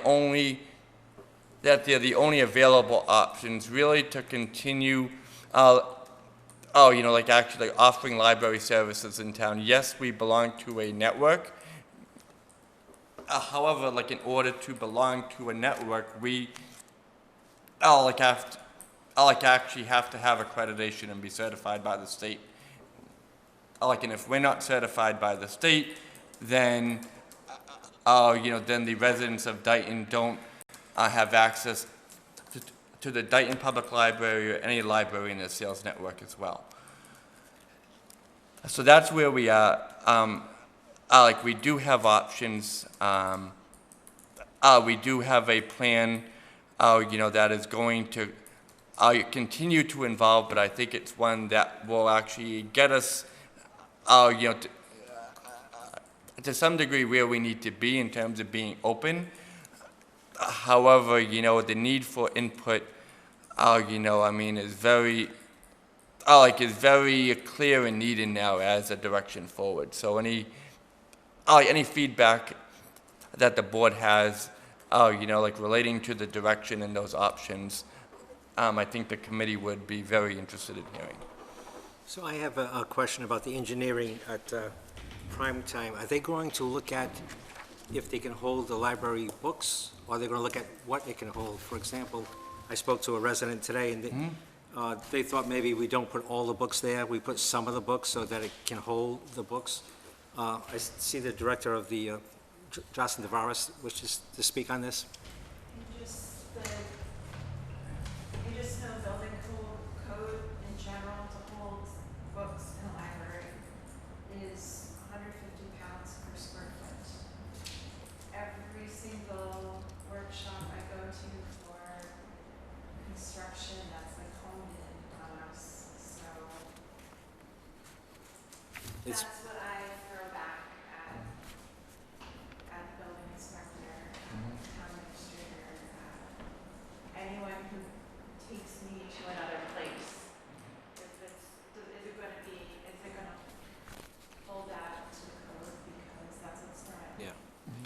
I suspect that it's not, I'm not an engineer at all, but I suspect it's not going to hold the books. I am concerned about leasing, though. I would want it to be short-term. I would want it to be temporary. I think Dayton deserves its own library. We'll be handcuffed to a business if we lease it. And my concern is that we have been approved for a grant for $4 million. The town would be responsible for the other $4 million to add on to our library, but I'm not in favor of that. I'm not sure if it's even, if we should just drop that and start over again and talk about a new library for the town, because what's going to happen is they're going to call us up and say, your number's up. Do you want it? I think the residents are going to reject it, and then we have to start all over again anyway, and it may be 2 or 3 or 4 years down the road when it actually comes before us. So I think we ought to be moving in that direction, talking about a new library, because you can pay $100,000 a year for a lease this year. 5 years from now, it's not going to be $100,000, and 20 years from now, it's not going to be our building.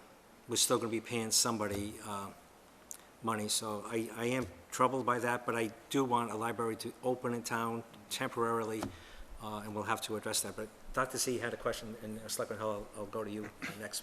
Thank you. So before I give my question, if it's okay, I just wanted to make a statement. So I think the lesson that we've all learned here, and mind you, the library initiative to build, to build a new library started before I was a selectman, started before you were and you as well, right? So we're inheriting this situation. Exactly. I want everyone to understand that yes, it's expensive to build a new library or any public building for that matter. It was expensive to build the police station, but it is still the cheapest solution than what we're doing now. Because at the end of the day, maybe not right now, maybe not in 5 years from now, but a new library is going to need to be built, whether I believe it should be now or not. It's just going to be that way. So yes, we're in a situation where we need a temporary solution.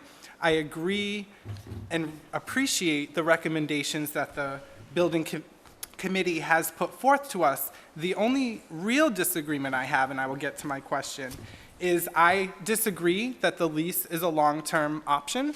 I think I agree with you, Mr. Chairman. It is clearly a short-term option. That is a Band-Aid solution, just like the modular units on the elementary school are a Band-Aid solution. So we still have that issue as well.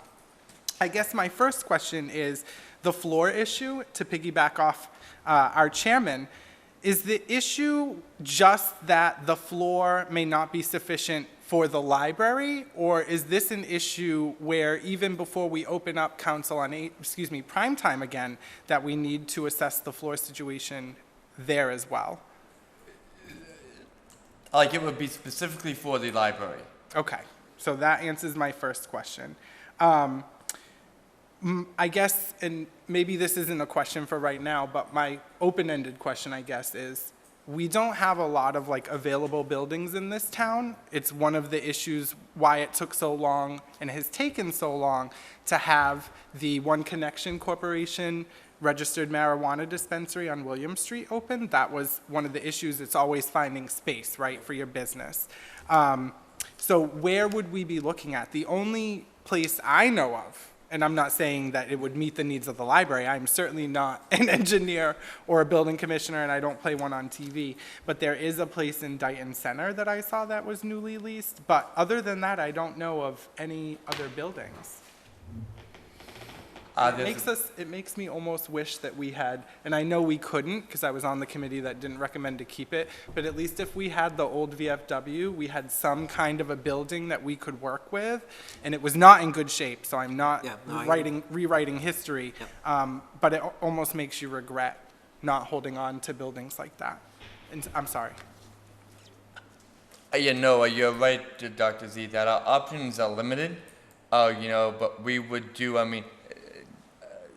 there are other buildings. There's the Princess House. Okay.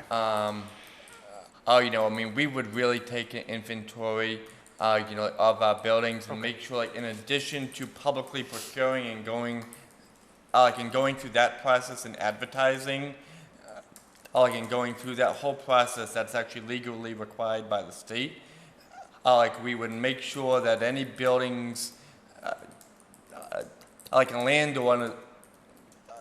landowners in town, who could, even remotely have any type of interest, that they know of the opportunity. Okay. And I know we will do our due diligence, so thank you. That's a requirement by law. That's on me as a procurement, as a certified procurement officer as well. So, that's a requirement. That's what we're going to do. And last question, I apologize, Selectman Hull. Mrs. Tavares would be involved, she will be looking at the property before. Oh yeah, any there's a decisions team are approach. made. Yeah, Okay. Dawson and I, last week, I joined the library trustees meetings. We talked then. We talk on a regular basis so far, and I think whether, hopefully Ms. Tavares likes me already, because I have a sense we're going to be talking even more. So. Okay, thank you, sir. Selectman Hull. Mr. Chairman, I have two questions. First question, and it's becoming more and more of a concern. We talk we have in the last couple of meetings with prime time. We've talked about possibilities of it being used for temporary library. I'm hoping someone is going to say to me that someone has had a meeting with the Council on Aging, so that they are not hearing this at our meetings, instead of hearing it firsthand from administrators, whether it be the task force or Mr. Mullen, that their building is being looked at, and it's going to be looked at by an engineer. Because if not, that needs to happen yesterday. The second one, 2 meetings ago, I made the motion that a task force be formed, and it was 2 parts. One, for relocation. We put together a pretty impressive committee. And I would hope in that committee would be coming back with recommendations based on a study that they've done. It's pretty extensive. So I'd like to see those people doing their job rather than us micromanaging it here at this meeting. I'd be interested how soon they could come back and give us a report about what they're recommending as far as whether we should go relocation to prime time or a lease. And then hopefully during that time, they'll have a list of places that they have checked out that are reasonable for us to vote on. The second issue, the thing that I asked, was that task force look into what is realistic. Because the voters are asking that already. Should we remodel, or should we build a new building? Because if we decide to go with a new building, and I was on that task force in the year 2000 when we came up about it, that's a tough sell in this community. But if it's done right, and there seems to be, from the board's perspective, a lot of unanimity in regards to a new facility, but we have to sell that, because it's not going to be an easy sell to the community. And that's going to take a whole group selling it to the different shareholders in the community. And some of those shareholders are politically based. They're not interest-based, like I have children that need the library, or I have friends that work at the library. So we got our work cut out, but we got to bring more people to the table to help do that. And I think our role as selectmen is a decision-making group based on information that we get from the task force and yourself.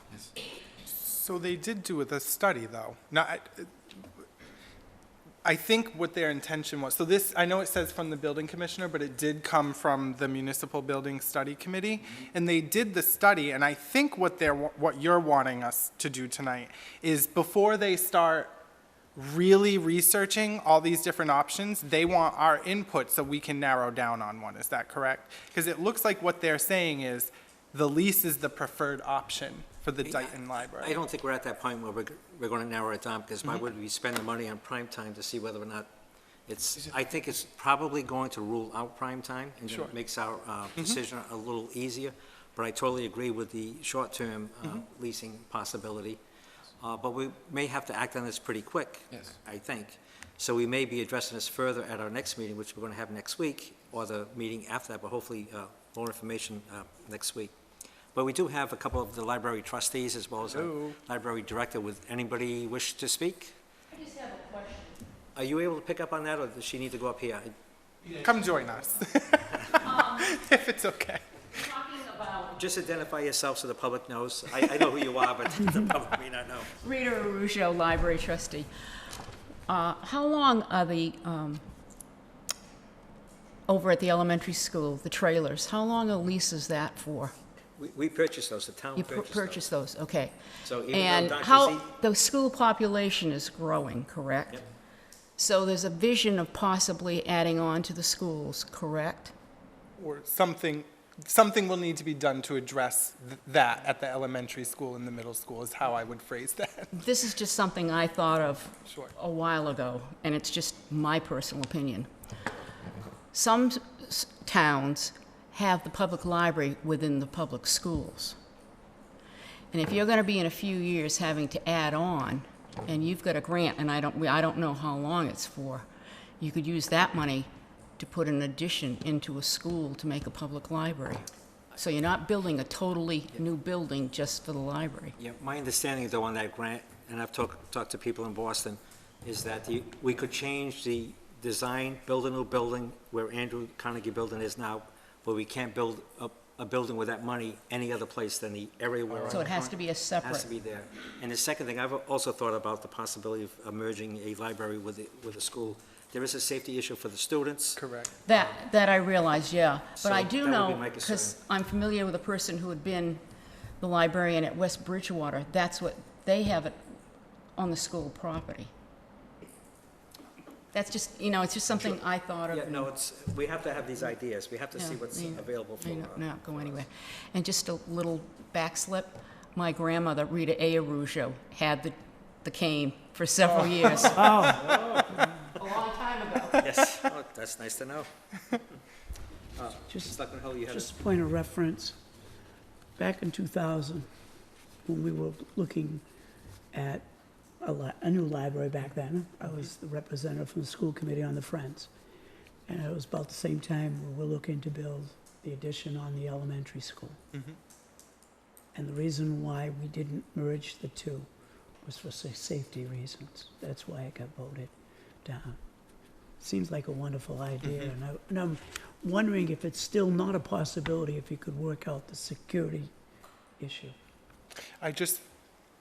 You probably could. I just think, like, even when I've had to go to the school, I went to the school to do something with the 4th grade, like presentations, and I had to do like a SORI check, a CORI check, and so it's like, it just seems like impractical if every patron of the Dayton Public Library has to do that. Maybe it's not a big deal, but I think it is an option that we should explore. I don't think any option is a bad option right now. I'd be so. curious, are there any other communities that do that? And Well, she how do said they- West Bridgewater. West Bridgewater, I know for sure, because I knew the person who was there. You know who we could talk to about that, Mrs. Arujo, is former town administrator Mallory Aronstein, who was the assistant town administrator there and still has strong ties there, yeah. That person has long left that position, but she was there years ago. I did not know, Mr. Chairman, that the renovation grant that you could only build there, I didn't know that. Yeah, That's we would new have to to me. apply for a whole new grant. Okay. For example, my wish list is to have the library next to Town Hall, but we would have to apply for another grant. So we can't And then- take this $4 yeah. million, match it with our $4 million Yeah. and say we're gonna build a library over there. I actually think we can build a library, a brand-new building, cheaper than the $8 million that they're talking about us renovating. And that's only I good for agree. 20 years. Not That just, additions, and there's no parking Yeah. there, so I've been upfront about this, I haven't supported that renovation. So what we're I understand why they talking- came up with that solution. It's gone before the townspeople at least twice that I know of. what years, Mr. Chairman? I'm not sure what 2000 the and- years were, but I remember one of the issues was that I think they were gonna put it where the Veterans Memorial Park is, and that was a big, That's a no-go. that's a no-go. But I forget where the other one was going, but Yeah. it's gone at least twice, and, Ron, please. Hello, sir. One of our library to see you. trustees, Ron O'Connell. Ron O'Connor, Chair of the Dayton Public Library Trustees.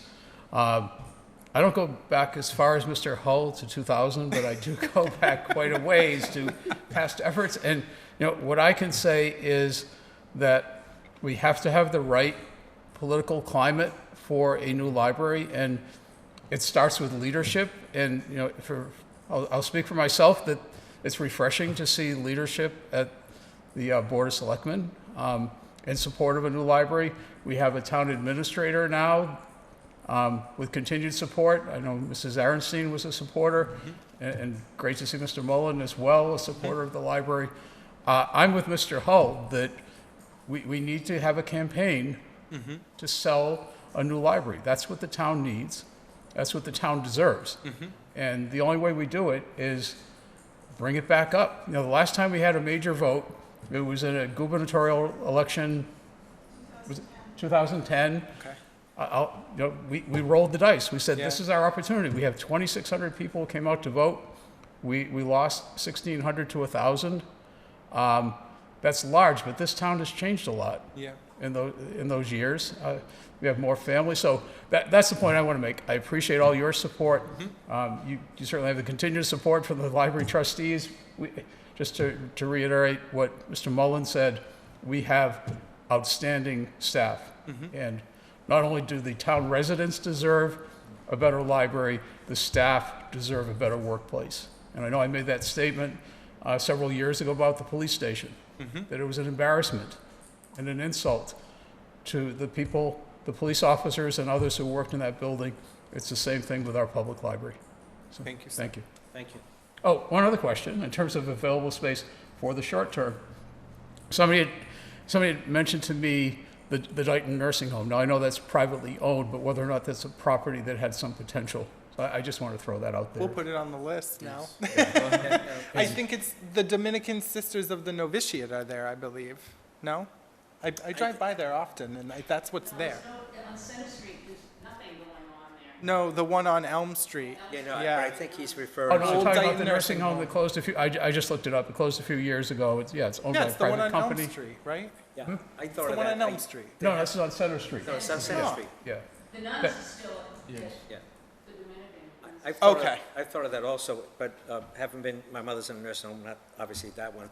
There's a lot of room, so I'm not sure how that would be dealt with, but that's a possibility. Yeah. Yeah, Have just to do for a with the short-term weight and home. all that. Yes. Yeah.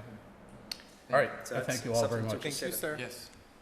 Mr. Sorry. Mullin? Nope. You can go to Mr. Mullen. Yeah, like, I just want to, like, actually reaffirm one thing. I mean, in terms of looking, like, in doing the structural analysis on the primetime building, that is all we're talking about right now. We are not actually talking about any programming. We're not talking about any type of thing other than looking, like, as we would at any of our buildings, to what, like, simply the load of the building is able to handle. Like, and then with that information, like, we're just frankly going to have information that, you know, will either provide for a further discussion or not. But at this point, we're not really talking about any, like, any primetime programming, any impact, anything else. The other thing. But I Oh, did sorry. just want to add, if it's okay. Yes. It is a courtesy, and I agree with Oh, yes. Selectman Hull. If I were, for example, the executive director of the Council on Aging, Yes. and something that had to do with my department was on the Understood. agenda, I would want the courtesy invite. So yes, and I did let the chairman of the Council on Aging Board of Trustees know. Yep. That this. Oh, I wasn't saying you didn't. I just Oh, yeah, no, but I just understand wanna, the like- the It's really a sentiment. public meeting and there are people listening. Yeah, but I did let the chairman of the Council on Aging Board know, you know, that this wasn't any, you know, like any part of any conversation other than just to look at the capacity of what the building can hold. On the other thing, like, I glossed over it, but I want to just actually follow up. So we are having a conversation with the state as well. So about the applicability of our existing CARES Act funds, of which we have a significant amount of, and like whether or not, you know, like actually temporary library space, because these issues were caused, you know, like, you know, actually due to the COVID, could be funded through the CARES Act. Like, you know, when we had a long conversation with the state this afternoon, and what actually, like, the state's like view was in terms of a scenario that could best actually fit, like, and check all the boxes, like, for their federal auditing purposes, was actually like a modular facility, another modular facility that that could be temporary, very temporarily, and house only the library, and that, again, if we're successful, which that is undetermined at the moment, but if we're successful, again, that could temporarily house the library, and in our available state CARES Act funds could pay for that temporary leasing of the modular facility. Okay. I'm okay with a solution, and I'm not giving my opinion on which one, but I feel strongly that it needs to be temporary. And the reason it needs to be temporary is because in this town, trailers become a permanent solution. And you can call them modulars, Yep. whatever, they are Oh, no, trailers. I They understand. might have wheels, whatever, they are trailers. They become a permanent solution. And my only concern is that if we do that, Yep. and don't lease a space, like a temporary privately owned space, Understood. then people will not understand the need for a new library or a renovated library or insert whatever, adjective you would like. But that's my thought on that. And I understand, and what I mean by temporary space, the state is only, if they decide to fund that at all, which is still very much an open question, which I have a lot of salesmanship and selling I need to do, and it's a big if. But if they fund that, it's all we're talking about is 6 months to a year. So that will give us really time, to be able to get a more comprehensive plan together to actually address the second egress need at the library that we're working on, and then go from there. But after that, whatever the time, 6, 8, 12 months, Sure. there's no one to pay for that modular, so it is very temporary. May I give one last, and I promise I will stop after this. Are you writing this down? I hope someone is. Last question. I hope someone is. I would encourage you, since you have a good relationship with Mr. Evans from, we're working on the Yep. host community agreement with the dispensary, there's not a dispensary, with the cultivation site at 620 Spring Street. I always see the lease sign over there, and since you may just want to reach out to him and see if there is space at the Spring Street Mill as well. It's a big enough space, and who knows, you might get a deal because he owns it. So, and the town has been, I don't know what the right word is, flexible in working with him. So it might be worth a shot. Sorry. Yeah, my concern is that they are going to be growing marijuana there, and the public may not want their children going to a library so close to, I know the playground's going to be 500 feet away, so I can't imagine a library being close to where they're growing marijuana, but it's a possibility. No, you're right. Yes, and again, we can. It's not a perfect solution. No, there isn't. There Quite isn't, honestly, I there know. isn't a perfect solution. Oh, exactly, but the same as everyone else, though, we can make sure that that building owner, understands that we have a bid out, and he would have the same opportunity to do it. But understanding just actually what, that applicant is going to actually need to do, I believe, for his proposal, I believe because of the location, from that location to the playground, there's already a variance that he's gonna need to get, because of that, and that could trigger another variance. Okay. Just something to consider as an option, but I think everything's on the table at this point. Can I ask you a question, Mr. Chairman? Because I know you work with the library trustees. I know we have an application and we're on a wait list for a grant to renovate. We've actually received, well, not received the money, but we've been approved for the $4 million in the grant, and we're on a list.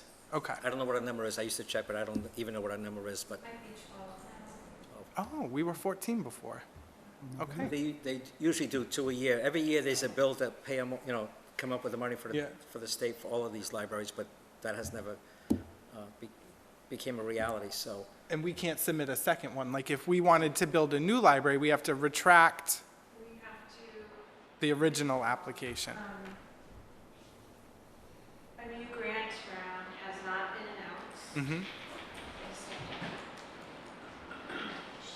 Yeah, absolutely, yeah. Mr. Chairman?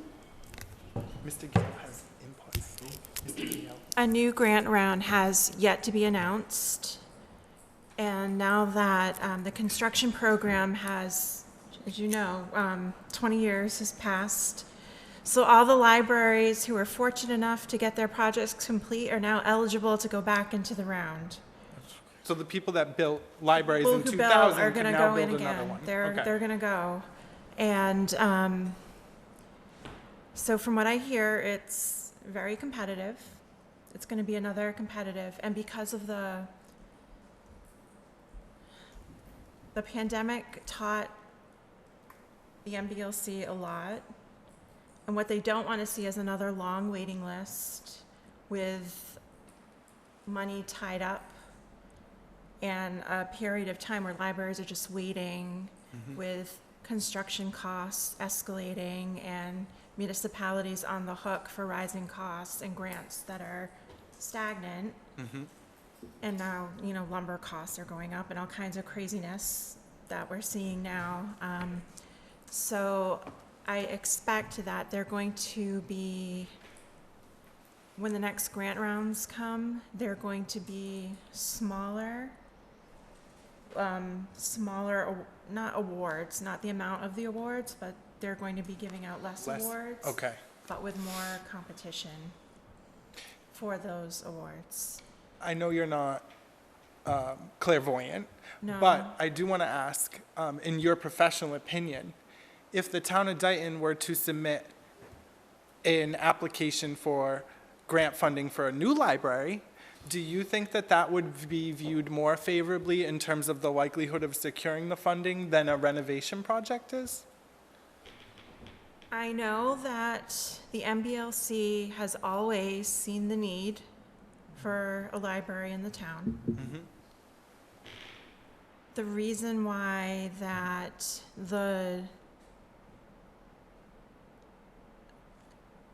we were so low on this wait list was because no one, this proposal that we presented this was not an ideal site, and I don't think any one of us agreed. I mean, this was an approach because we all felt we were stuck at 395 Main Street and we needed a solution for Sure. the time that we submitted that proposal.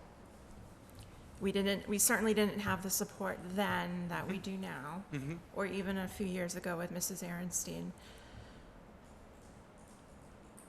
I think that in theory, if we were to propose or apply with a good design that met their requirements and showed that we were serious about meeting the needs of the town, we do have to project out for 20 years in the growth of the town, and Dayton is growing, so we have to be serious about the long-term growth and needs of the town. We have as good a shot as any about getting an award, but this would be, I mean, I don't know how many, I don't think anyone would be like, here we go again, Dayton. I mean, they might, but I don't know. I think if we presented a good design, Okay. and we show, I mean, you know, the town has been through a lot of change, and I'm with semi-regular contact with the consultants, the building consultants I work with. I mean, not for a while because I've had nothing to report, but they know what's more or less going on, so. So I think. I want to wrap this up. Yep. So, anything else you want to say? No, it takes, we're not really the only municipality in this boat. It takes a long time to build a library. Selectman Hull? Mr. Chairman, you're the liaison to the Capital Outlay Committee, Yes. and I would hope this is a priority with that group.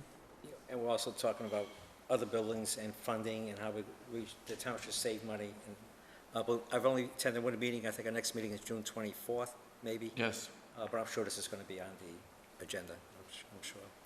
So we really can't, we're not going to make a decision tonight. Hopefully, maybe next week or the meeting after that, we'll have more information and we can take some action, which we have to do. So yeah, if it's okay, Mr. Chairman, with you on the board for the foreseeable future, I think it deserves really to like remain on the agenda. Hopefully by next week, we will have a better idea, like how the state may be able to help or may not be able to help. We will hopefully have, and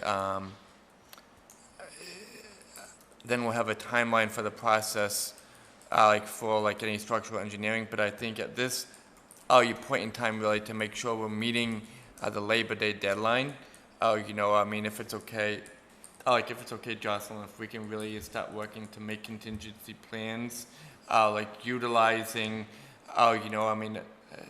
actually utilizing space in Lower Town Hall, just so we can make sure that come actually Labor Day, we have areas, that can function as libraries, and, I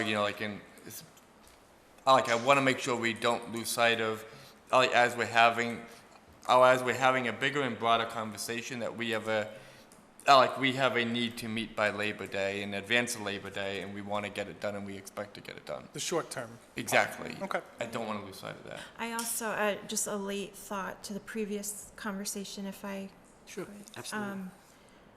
I also don't expect the next grant round to be for another few years because, we're number 12 and we're toward the bottom. So unless other communities drop out, East Bridgewater just did, unless that happens, which is completely possible because of, the conditions that we're all in. That might rush things along. Yeah. But I know Seekonk is going for it, and they're far down the list, and I think Swansea. Swansea's on it. But I don't know where they are in their plans either. I think they wanted to change their plans drastically too, so Well, thank you. sorry for not No, it's, better news. But I do agree, it needs to be on the agenda until we can make a decision on this, so. Thank you. Thank you. So if it's okay, Mr. Chair, I know Mr. Gale Yeah, he has his hand has up. hand up on Zoom. I can't hear him Is it though. related to this? I think it is. He kept. Mr. Gale? Can you hear me? No. No. But I think our volume all the way up on the Yes. TV? My volume is as loud as it can go. No, not you, Mr. Gale. Oh, that works, okay. Mr. Gale. Yes. It's a little better. We can hear you now. Okay. I was going to comment on the discussion of the library if I could, which is to say that with regard to just the ADA component alone to be considered, and this may be making the case more, concerning for looking at other temporary space potentially, because with regard to any engineering meetings or anything like that, or variances or ramp or egress or anything like that, I have not yet met with or seen personally any engineer or any engineering plan, so I don't know what they have in mind. Yeah. What I do know is that in order for any potential renovation to go through, and this is even on the short term, you have to look at the value of the building, the property card, if you will, that the town holds, which is the actual value of the building, not the land, which is $308,400. Having said that, in order for any renovation, temporary or permanent, to be protected, if you will, and not have to meet a full ADA compliant criteria, that renovation has to cost less than 30%, which is $92,000. Once you go over that threshold of 30% or $92,000, that automatically, by state statute and federal statute, changes the thresholds of what has to be done for ADA compliant, because then all of your entrances and exits, for example, have to be compliant. You have to have compliant shelving, you have to have compliant tables, etc. So it's a drastic difference once you hit that threshold. Now, Mr. even though Mr. it's a Gale. building- Mr. Gale, isn't it true, though, that if it's an historic building, you can ask for a variance and you don't have to? Yes, and that's where I was going next, Mr. Chairman. Yeah, we're really not discussing the current library. We're talking about the immediate need to have a library for, so we don't lose the services in September. So we're really not, Right. and there's no engineering work, as to my understanding anyway, there's no engineering work done yet that you need to look at. Yes. No, there isn't. I guess what I'm simply trying to say is that in order to make this building even temporarily compliant, this is the basics of what it would take, you know, to try and get it up and running by September. That's not going to happen. It's not, the library will not be open in September. We got the engineering, it's got to go out to bid, and even if that happens, we still can't use the library, so. As a library, I should say. Okay. Thank you, Mr. Gale, and stick around, we'll come in to you pretty soon. Now that we can hear them. Yeah, thank you. Okay, we'll go on to the next item. Yes. On the old business. So, well, you want to speak on it first, and then if I have any questions, or we have any questions? So yeah, I'll try to be quick with this, Mr. Chairman. And I, actually last week, during the department head meeting, we had just learned about, like the state version of the extension. It's not actually like the FFCRA. It is just let me pull it up in my packet, I'm sorry. It is a law that's passed by the Commonwealth that's effective, that became effective May 20th, and it remains in effect until September 30th. But it's basically, in essence, a Massachusetts version of the FFCRA. That was quickly enacted and signed into law for the period between the end of May and the end of September. So basically, this law applies to all employees in the Commonwealth, including municipalities. So all of our employees who work 40 hours a week, they are entitled essentially to another 40 hours of FFCRA time or the equivalent between now and September 30th. And those employees, like many of our employees do, who work less than 40 hours, they would receive the equivalent of a prorated amount of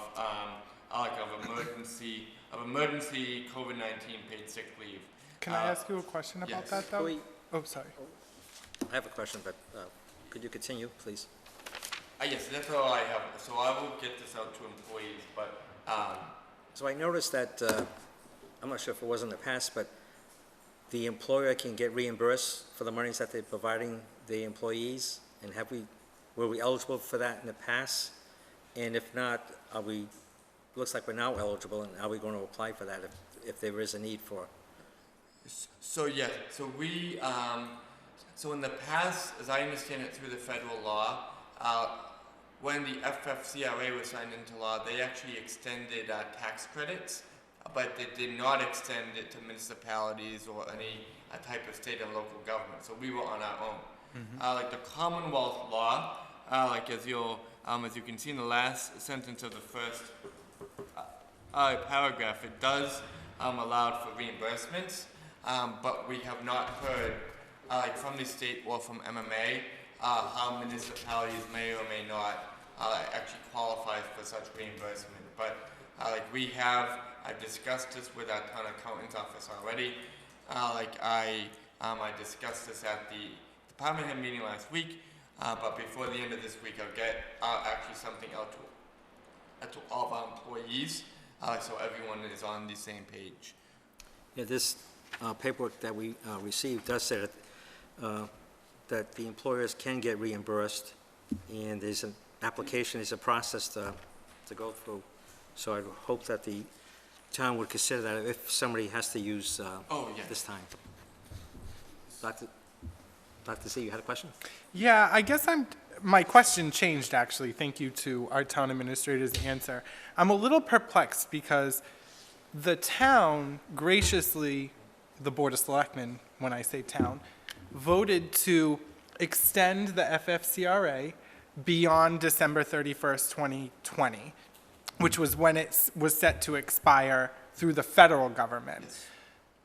I'm confused as to why randomly effective Friday, May 28th, they've decided to re-pick it up at the end of the pandemic. Like, we've gone from, and maybe this isn't a question you can answer, I guess I'm just venting. I don't understand how we went from January 1st to May 27th, 2021, when we were on the hook, and then why are we restarting this when we really needed it from January to May? We had things like grievances that we've had to act on that we have since settled, thank the Lord. I'm just confused about, this would have helped us a lot. I just don't understand where this was. I completely agree. And as I understand it, that argument was an argument that the Mass Municipal Association made during the legislative process, like in the bill's legislative process before it became law. That's also one of the reasons why, as I understand, the governor, when it was first enacted by both the House and Senate, the governor vetoed it and sent it back to the legislature because it actually included municipalities. Okay. But then, like as a result of the legislative process, the House and Senate, either they They override it, maybe? I think they, No, was I it don't override think now? I think they voted again and sent it back. And when they sent it back for the second time, it included cities and towns and municipalities, and it was signed into law. So, I mean... Okay, well, that makes sense. I guess the more important question for the town and for the taxpayer, I guess, would be, now these employees, or employees, I should say, are entitled for FFCRA through these dates as stipulated in this memorandum.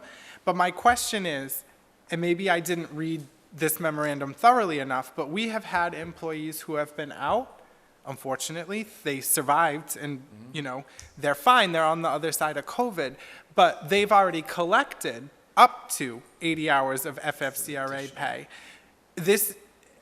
Are there any rules governing whether someone who's already collected the 80 can now collect an additional 40? I think we need some clarity on that. I think they can collect the additional 40 hours because they still may have contact or whatever and may not be able to. I hear what you're saying, but I think they're eligible for it, even if they've used it in the past. I mean, you can take your time off and then a month later you have contact with somebody else that's COVID and you have to take time off again or whatever. So. But the only reason I'm bringing this up is my understanding in the original FFCRA was you had 80 hours and that was it. You didn't get an extra 80 hours, so why would you be getting an extra 40 hours? I think we need to contact someone and get clarity on that. Yeah, but as I understand, yes, it will, but as I understand it, the 80 hours, that was a benefit enshrined by the federal law. Correct.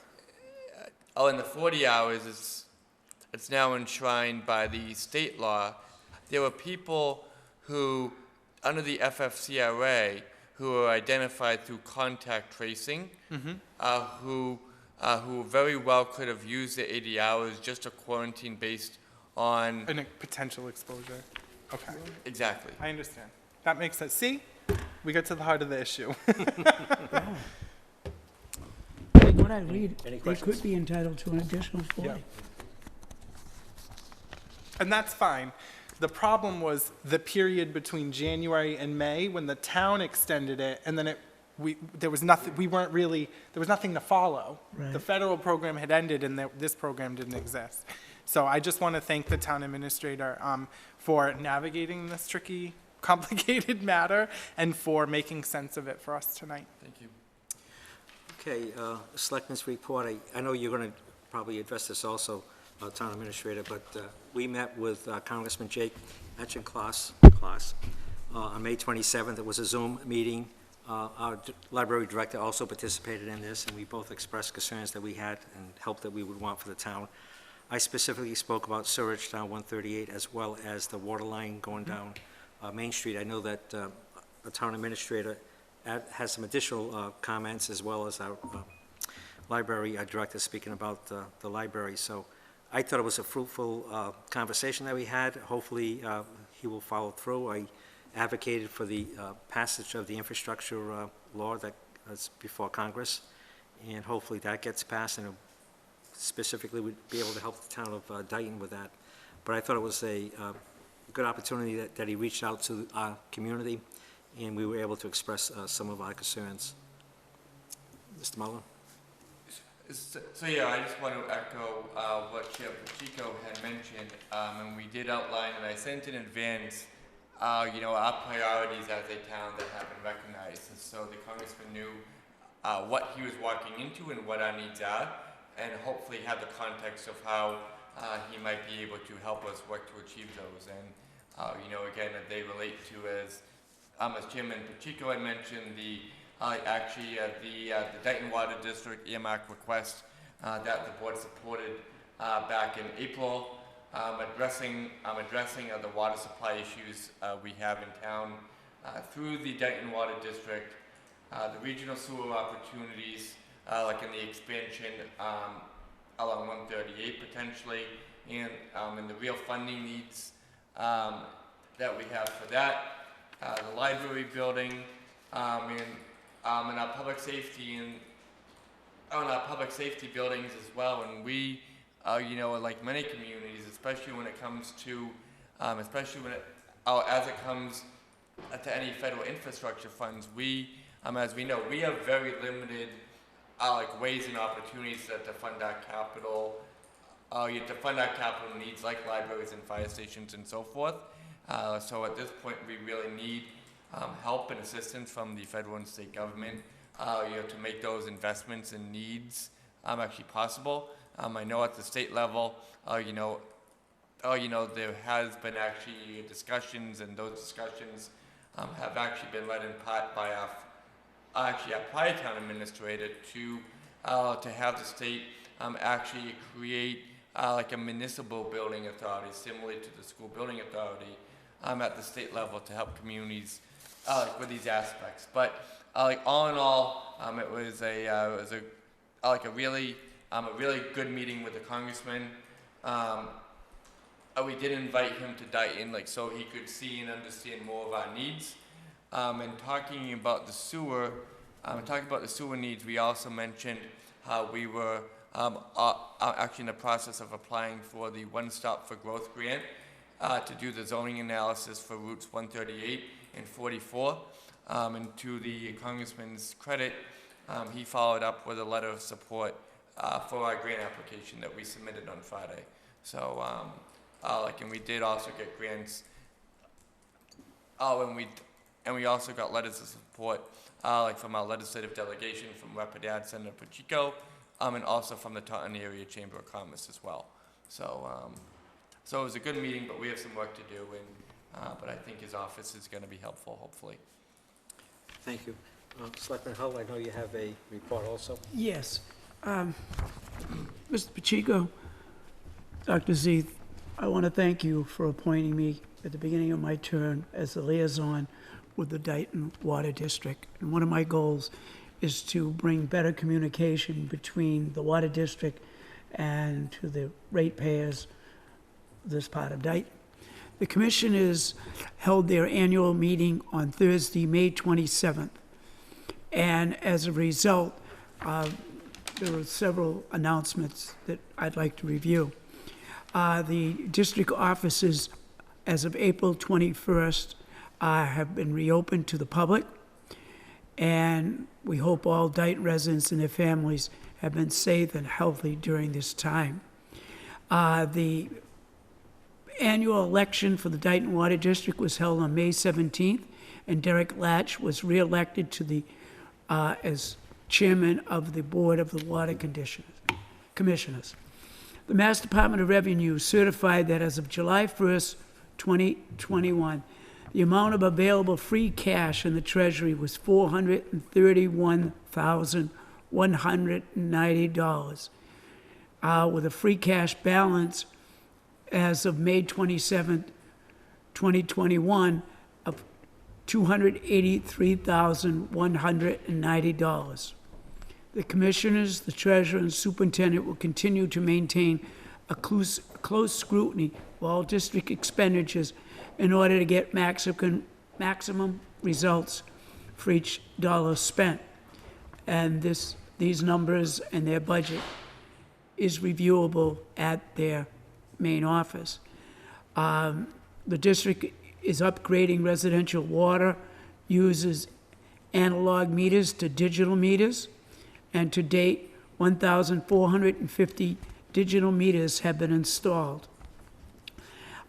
During the course of the next fiscal year, the Dayton Water District has started many projects, including a Water Management Act grant in the amount of $23,800 that will be used to do a water rate study. Also, there's a major project that will involve not only the Water District, but our DPW, the Main Street Water Main Replacement Project that will also include sidewalks and repavement, and has been added to the 2021 intended use plan with the Massachusetts Clean Water Trust. The Cedar One well replacement started in January and is scheduled to be completed in the spring of 2022. A groundwater well investigation is being performed off Milk Street. Woodward and Curran Engineering has found a promising location, possibly drill a future well, and there may be some discussions with the town in regards to a partnership in securing that land. And hopefully, there'll be more discussions about a grant that I believe we've been earmarked for, correct me if I'm wrong, Mr. Mullen, of $780,000 that could be used for sewer, water, or broadband. Yes, that is through the American Rescue Plan. Yes. For the purposes of acquiring, the open space land, that the water district interested also, like we're also gonna pursue actually a grant opportunity through the state as well, in advance of that, based on the town having an open space and recreation plan now, like we have the ability to apply for grants to help actually achieve what you just mentioned too, so we'll be doing that this summer. It is becoming very clear at the state level that they're encouraging partnerships. And with grant money coming into the town that could be used by the water district, there's a real need for a stronger partnership and communication between the Board of Selectmen and the Water Commission. Sorry. A risk resilience assessment emergency response plan update is being prepared in conjunction with environmental partners. Both of these reports are mandated by the U.S. Environmental Protection Agency and are required by December 31st, 2021. In March of this year, a second filter rehabilitation was performed at the treatment plant. The rehabilitation has resulted in longer filter runs. The district is also in the process of creating a new user-friendly website. And the Board of Commissioners would like to thank the residents for their support and their effort, especially during these difficult times, and especially in dealing with the water ban that was in place over the last year. They're having their next meeting this coming Thursday here at 6 p.m. It is open to the public, and I will have a report of that meeting for the Board of Selectmen at our next regular scheduled meeting. Thank you. Sir. Thank you for That's that excellent. report, and there's a reason why we appointed you to be the trustee, so thank you very much. Thank you. I just want to give a quick update on COVID. This is from the Board of Health. As of June 7th, this past week, we did not have any new cases of COVID, which is great. This is the first time, according to this schedule, November to now, this is the first time we've had zero. There's been no additional deaths. There are 3,527 people in Dayton that are vaccinated, which is about 39% of our residents. So I think things are going forward for us, and we're able to open up more and more. So I appreciate all the work that the Board of Health's been doing, as well as the residents by getting vaccinated. So, Good work. thank you. New business. We received a communication from the Zoning Board of Appeals regarding an appointment. This is from Kerry Easterday, the office manager. Please be advised, at the regular scheduled meeting of the Zoning Board of Appeals on May 26, 2021, the following vote was taken. Jonathan Gale, motion, Greg Logan, seconded, to recommend the appointment of Susan Gray Pritchard as member of the Zoning Board of Appeals, and it was unanimous vote for that. So I'd entertain a motion to appoint her to the Zoning Board of Appeals. Mr. Chairman, I'd like to make a motion to appoint Susan Gray Pritchard to the Zoning Board of Appeals. Second. There is a second. Any discussion? If not, I'll ask for a vote. Selectman Hull? Aye. Dr. Z? Aye. And Campuchico is also an aye. Next item is... Mr. Chairman, Yes. they have 5 members now, so they still need 2? They've lost a couple, yeah, well, there's 6. They have 6 members in the Zoning Board of Appeals. 3, With Mrs. Gray, excuse me, I don't Mrs. know, but Pritchard. the total number is 6. Okay. They have 3 members, and they have 3 associate members. They have an even number? Why did I? Well, they have 3 members that are, and whenever there's a case that comes before them, they pick 3 pick members 3. to vote for it, Okay, so. thank you, sir. But they do need, it's a good, valid point, they do need at least 1 additional member. Thank you. The next item is changing the Human Rights Commission member requirements from 11 members to 9. As you know, I'm the liaison person for the Human Rights Commission. At the last meeting, they asked me to bring forward to the Board of Selectmen to reduce the number from 11 to 9. They're having trouble maintaining membership, and the last meeting they had 6 members present, which was the quorum, but if 1 member wasn't there, they would not have been able to have the meeting. So they're asking that we take a vote to reduce it to 9 members, and if anybody else, in addition to those 9 members, wishes to become a member, they would probably make them an associate member, and if there was a vacancy, then they go before the Board of Selectmen to ask that they be appointed as a member. So I will entertain a motion to reduce the Human Rights Commission membership from 11 members to 9. So moved. Is there a second? Second. Any discussion? If not, let's take a vote. Selectman Hull? Aye. Dr. Z? Aye. And Campuchico is also an aye. The third item is the Commission on Disability request for a Facebook page. Mr. Gale, are you still available? Yes, I am. Do you wish to speak on the request for a Facebook page? I will speak on it, but I don't know if it is possible yet. I have had conversation with the town administrator as well, and I know that there may be a discussion that it's my understanding the Board of Selectmen may have or need to have with regard to the process. So the Commission on Disability wanted to put together a Facebook page so that we would be able to highlight what we are doing in town and receive input from residents. We are not trying to set up a page. We do not want to set up a page for people to just talk and talk and talk about, you know, all the negative stuff related to disability, or you know, make negative commentary and so forth. What we want to be able to do, and this would be moderated, if you will, so that anything would have to go, we're hoping, we're expecting, that it would go through the person who's administering the Facebook page, and that administrator would be able to therefore review the comments and the actions that are going on.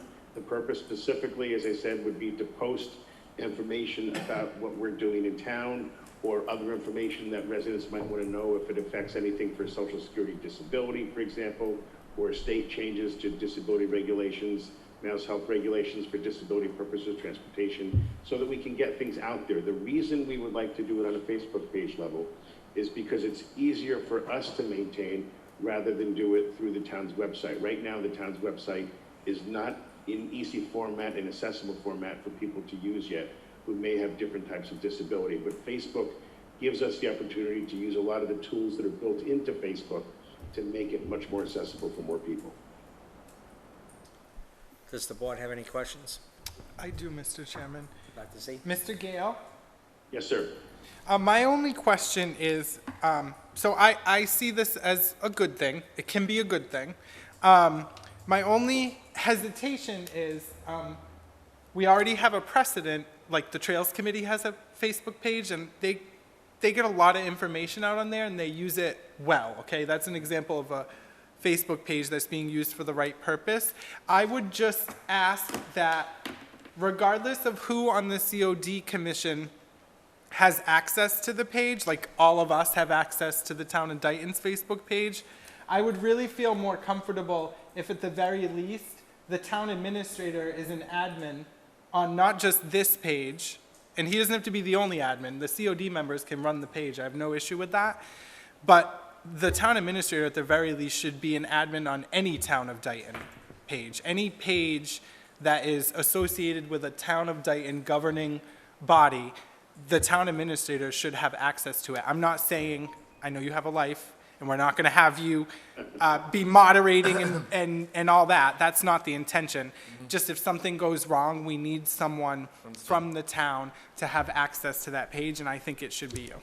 That's my only And I statement. I can assure you, we would be in full agreement with that, frankly. I think all the commission members would be in full agreement with that. I think the question was, first of all, whether or not, similarly to the Trails Committee, we could have a page and whether or not it needed to be approved by the Board of Selectmen. As I said, that TA and I did have a conversation about this, and he felt that this is something that should come to the Board of Selectmen for discussion. If it's approved, we're not going to set it up tomorrow. We're going to determine first, what the criteria is going to be. We want to be able to post guidelines as well and parameters as well. So we want to have all of that stuff ready to go before we're actually going to open up the page, the do's, the don'ts, the FAQs, that type of thing. So we want to do this well. We want to do it right, but we want to do it in a way that'll give residents within the town the most information that we can possibly provide in terms of resources as well. So it will also act as a resource guide, which is something we've all talked about before. What are some of the ways we can provide residents with resource information? This is one of the ways we can go ahead and do that.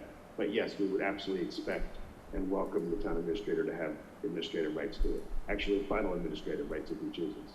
Thank you, sir. Thank you. Selectman Hull? I don't know if this is a policy change in this format, but I'd like to make a motion, and I've had this discussion with Chairman Mullen recently, prior to this meeting. I'd like to make a motion that that the town administrator be assigned adminship on any Facebook page that publicly represents the town of Dayton. Can I make a friendly amendment? And I agree 100% with your motion. My friendly amendment is any social media account. Okay. We have Instagram, for those who don't know. We have YouTube. Oh, I don't know Instagram though. And so I just- Well- it's okay. We'll get you on there. No, and Twitter as well. So do you accept that amendment? Oh, absolutely. Okay. Does that include MySpace? Yeah. That's If it's a still thing? around. Is it? No, I think it is, but it's just for music now. Had a second, any discussion? I'll ask for a vote. Selectman Hull? Aye. Dr. Z? Aye. And Campuchico is also an aye. Specifically to the Commission on Disability having a Facebook page, I know that the Human Rights Committee also wants to have a Facebook page and will be coming before the board at some point. We don't have a meeting now until July, but I know that they discussed at the last meeting. So there may be other groups or other committees that may want to do this. So I'll entertain a motion on creating a Facebook page for the Commission on Disability and have the ADA coordinator and the Commission on Disability come up with some guidelines for that Facebook page. So I would ask for a motion. I will make that motion. So moved. Is there a second? Second? Is there any further discussion? Yes, for anyone watching, and the reason why I'm being persistent about the town administrator having an administrative role on the pages is because anything that happens on social media from a Town of Dayton Facebook page is a public record and falls under the Massachusetts Public Records Law. So I think it's very important that we have someone from the town as an admin function for that purpose alone, and others, obviously. Thank you. Yeah, I think we'll need to review this at some point, see how the Facebook pages are working for the town. As we know, Facebook and other social medias can get pretty crazy, so hopefully the people who are responding to anything that's mentioned on the Facebook page does it in an intelligent and respectful way. With correct punctuation and grammar. Well, I'm not so concerned about that. I'm the last person to worry about that. So we've had a motion and a second. Selectman Hull, how do you vote? Aye. Dr. Z? Aye. And Campuchico also votes aye. Thank you, Mr. Gale. Thank you, sir. Thank you. Thank you all very much, and I apologize for the confusion with my trying to hear you earlier. No worries. That's okay. Thank you. Thank you. Thank you. The next item is to review, discuss, and act on Representative Haddad's American Recovery Plan request. So we have a letter from her representative, from Ken Raymond. Good afternoon. This is dated June 7th, and this is addressed to our town administrator, Mike Mullin. Next week, Representative Haddad will be meeting with legislative leadership to discuss the American Recovery Plan and what it would mean monetarily for the Commonwealth.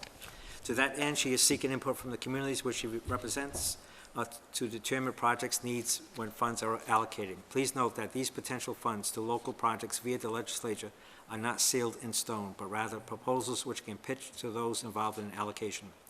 If there's a project which the town of Dayton would be funded or funding continued on, kindly provide me with the name of the project, narrative about the project, and estimated funding amounts.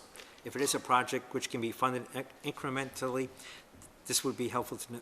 That would be helpful also. I would need your input by noon on June 14, 2021.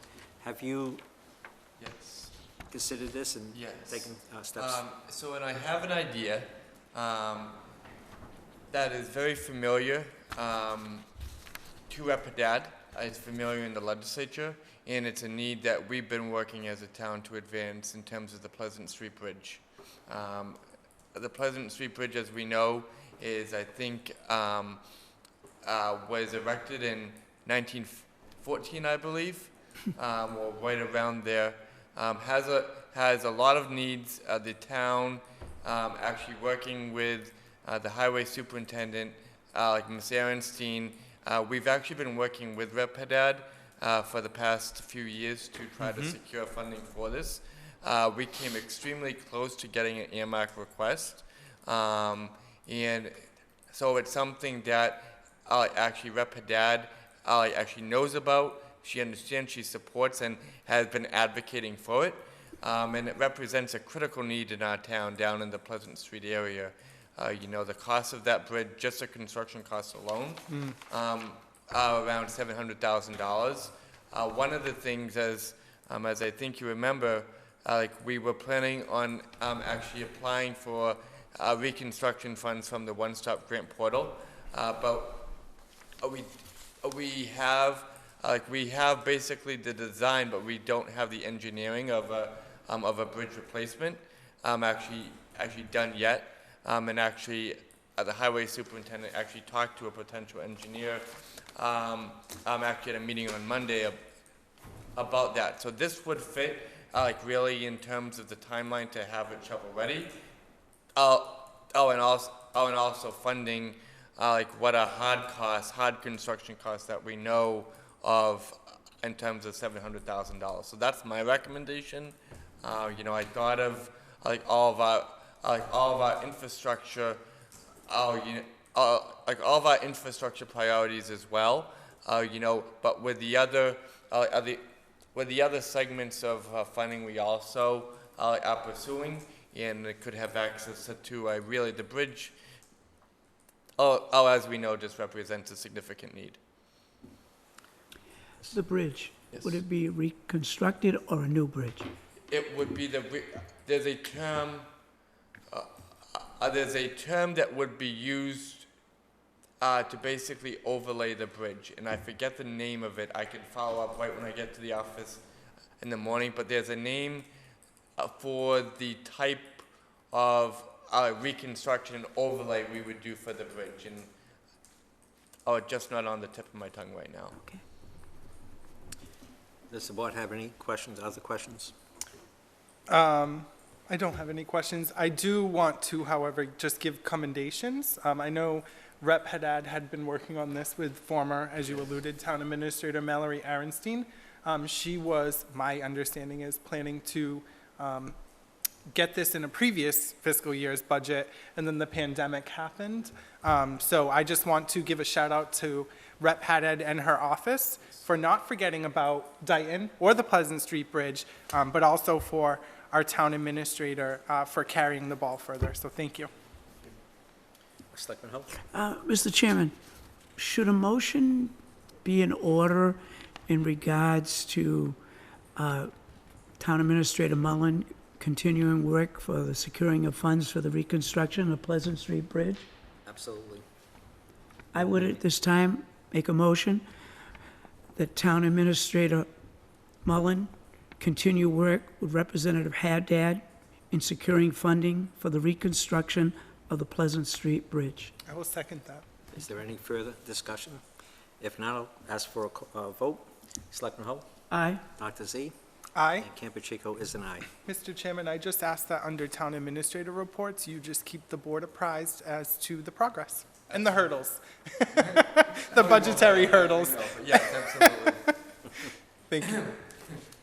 So the next agenda item is to review, discuss, and act on an extension of the cemetery maintenance contract. This is the last year of this contract, as my understanding. There's been no increase. Having been on the cemetery committee, this covers, I believe, it's 25 cemeteries that will be maintained by this individual. So I will entertain a motion to continue or extend this. I'm not sure. Yes, extend the contract. So June 30th. Well, actually, this contract expires on June 30th, 2021, so we're extending the, according to the paperwork I have in front of me. For 2 years. Yes. Under terms of contract, Mr. Chairman. I would recommend up to 1 year, and then we'd have another year To to consider next year. Okay. Are you okay with that, Mr. Yes, Chairman? I am. I'll Okay. entertain a motion.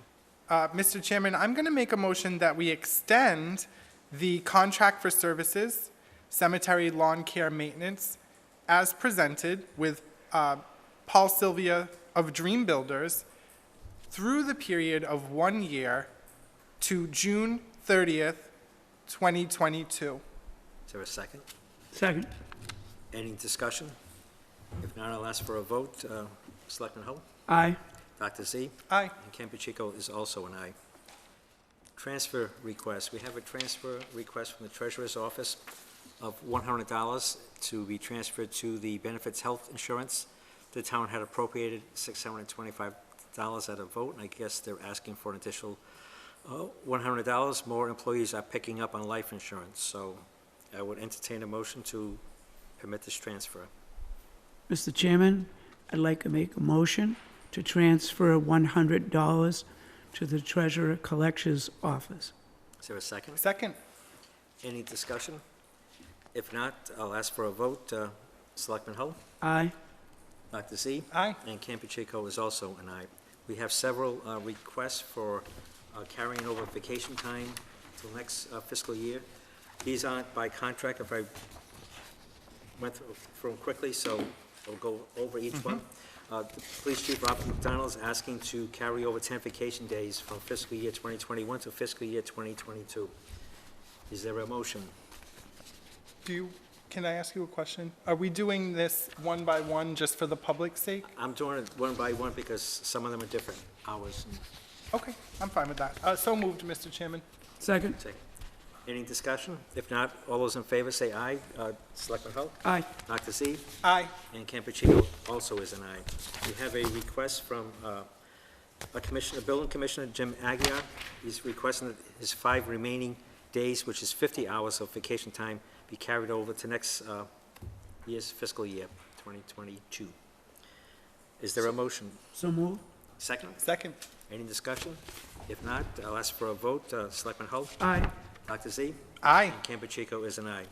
We got a request from Board of Health agent Todd Billings. He's asking to carry over 56 hours of his vacation time to next fiscal year.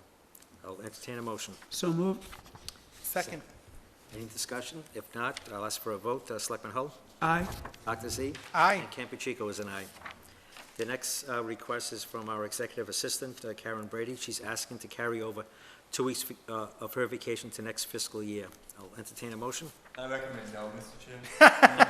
We regretfully recommend no. Second. Second. Any discussion other than what our town administrator said? I'll ask for a vote. Selectman Hull? Aye. Dr. Z? Aye. And Campuchico is also an aye. And we got from our administrative assistant, Leanne Kerwin, she's requesting that she carry over 12 and a half hours of vacation time to next fiscal year. I'll entertain a motion. So moved. Second. Second. Any discussion? If not, I'll ask for a vote. Selectman Hull? Aye. Dr. Z? Aye. And Campuchico is also an aye.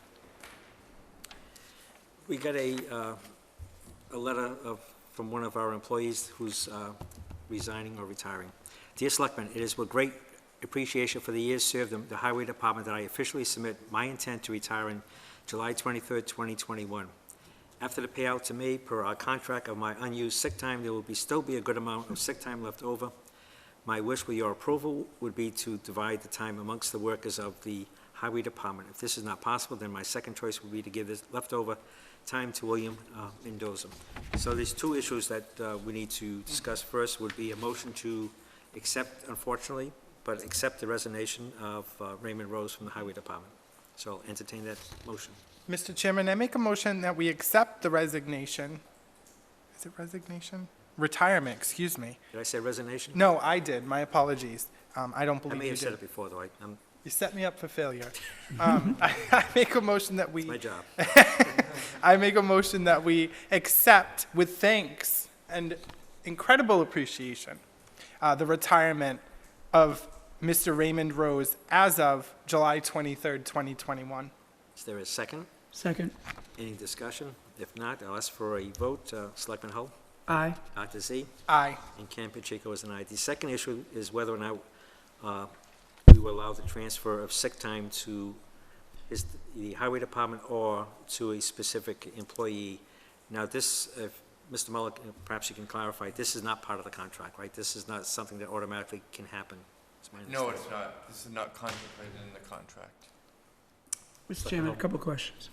First one is, did the union write a position statement on this matter? No, I have had an informal conversation with the president of the union, just indicating the position that I outlined in the memo. That I think the town would be open to having a conversation about it, but I did outline the fact that something like this is not actually contemplated in the contract, and he understood. But to answer your question specifically, we only have the request from the individual employee and not the union as a whole.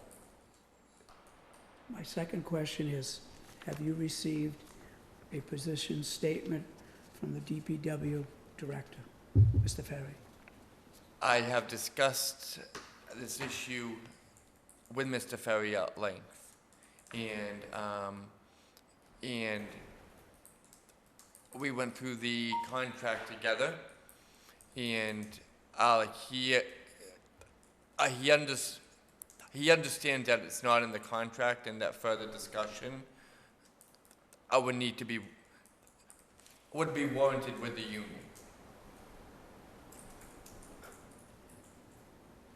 What is the recommendation of the town administrator? The recommendation is to, at this point, to take no action on the request to donate the remainder of the employee's accumulated sick time. I do expect, based on our relationship and the conversation that we had with the union, that they would want to have a discussion, which I would welcome, and then we could then together with the board, we can proceed from there.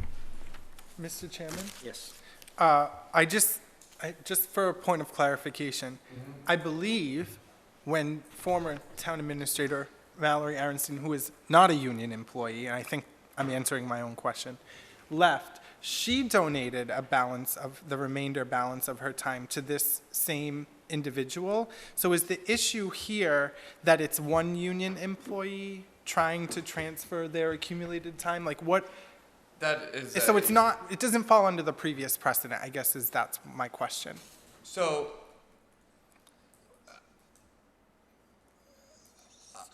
we could, if we don't have a conversation, I personally and professionally feel that if we don't have a conversation with the union about this now, we could be going down a path that we might not be considered. As we go forward, we could be advancing a precedent that we don't yet fully understand. So I think a conversation, because I do understand there have been instances like this in the past, but I really, frankly, before we continue going down a road, I think it could be helpful to sit with the union and to understand what actually they could be looking for as a way. I mean, obviously this is a priority to the union. And maybe we could consider how we deal with this based on it being a priority for the union. I mean, I don't want to give. I understand. I don't want to talk too much here, but again, we try to have really, good relationships with our employees. I just, as a principal, I think, we have collective bargaining agreements that are made with the employee units, and if we go down a road where we're acting on requests from individual employees of the unit, and not the unit itself, that at some point could get tricky. Okay, so my thing is, though, that this has happened for not just members of the highway union. So what I would ask you to do, if it's okay, if the board is amenable, is absolutely deal with this request, because we got it and we have to deal with it. Yep. However, I think you need to pull together the policy review board, who has representatives from every union, and you need to sit down and have a broader discussion with them on this issue. There's different CBAs for different employees. Agreed. Many people have donated their time when they've left, retired, resigned, whatever, to someone in need who was not in the highway union. They were in a different union. And so I Understood. think we need whomever, I agree. you and Ken, I'm volunteering you now. But in all seriousness, there No, I needs to do, be a yeah. broader conversation, because this is not just affecting Oh. the highway union members. There have been donation requests for other unions. So yes, let's deal with this in the short term, and then we should probably have a broader conversation as well. Yeah, I agree with that 100%. It's a serious issue, and we have to come up with a policy for the town. That's the word. There can be ramifications if we just automatically do what has been requested. So I do think we need to look into this a little bit further. Do you want to say something? Actually, Mr. Chairman, I wanted to make a motion, if that is at all possible. I'd like to make a motion that the Board of Selectmen table action on this specific sick time donation request till a later time. Second. Second. There is no discussion on a motion to table. So, Selectman Hull, how do you vote? Aye. Dr. Z? Aye. And Campuchico is also an aye. The next agenda item, and we wish Ray Rose Absolutely, to have an enjoyable and long retirement. absolutely. Next agenda item is to review, discuss, and act on Phase 1 of DG Dayton Solar Agreement. This is the agreement that the town residents voted on this past Monday. So it's just a matter of, my understanding is correct, we're just voting on to accept this agreement, the pilot agreement. Yes, to approve and to execute it. The template of the pilot agreement is the same as our other ones, in all the terms reflecting DG Dayton are included based on town's meeting approval. I'll entertain a motion then. Somebody wants to say so moved to what? Second? Second.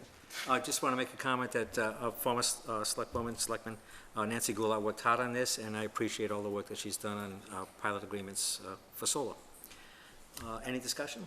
No, I just wanted to add, and please don't cut me off, but I did just want to add, I didn't, back when former Selectman Taylor was on the board, me, him, and former Selectman Goulart were not very supportive of the pilot agreements, and that's because at that time, they were beneficial to mostly the developer and not to the town of Dayton. And so Selectman Goulart has done an outstanding job, and I don't give compliments easily, I don't think, but she's done an outstanding job of front-loading them and making them palatable, not just to the voter, but also to the selectmen as well, and good for the town, quite frankly. So I just wanted to thank her for her hard work and research. I know she's done a lot. Mr. Chairman, during my campaign, I met one of the property owners who sold leased land to develop a solar farm. And he truly said that it was a win-win for himself, for the developer, and for the town of Dayton. And then the last thing he said was that the person who was responsible for making that happen was Nancy Goulart. And her contributions to this town, and in this particular matter with these pilot agreements, is remarkable. Absolutely. Yes, it is. We're lucky to have her, Yes. still. I believe we had the motion in a second, so Correct. I'll ask for if there's no further discussion, I'll ask for a vote. Selectman Hull? Aye. Dr. Z? Aye. And Campuchico is also an aye. There's a request to change our schedule, the Board of Selectmen's schedule. And what is the request? It's to, So I believe, Mr. Chairman, the current schedule that was already approved was put on the agenda due to the scheduling of the second meeting in August, and perhaps the first meeting in September based on when members travel and vacation plans, and we wanted to see if the board wanted to reschedule or change around dates based on that. so what is the suggestion? So if we eliminate the 25th and September, August 25th and September 28th, that's obviously a good period of time between meetings, so maybe we should change the August 11th meeting to maybe the 18th. Or the 25th to the 18th. Those were my Be, suggestions. keep the 11th and change the 25th to the 18th. Yeah, well, whichever one works. I don't know Yes, what everyone's and schedule is. So the September 8th would also be changed to the 15th and the 22nd, does that make sense? Would have- If everyone is available, yeah. That's a Wednesday, correct? Yes. Okay. We could even do in September the 15th and the 29th, so that there's 2 weeks in between, and they're not back-to-back. I'm happy to do back-to-back, too. Are you, Karen? I don't want to volunteer you. She's like, let's get it over with.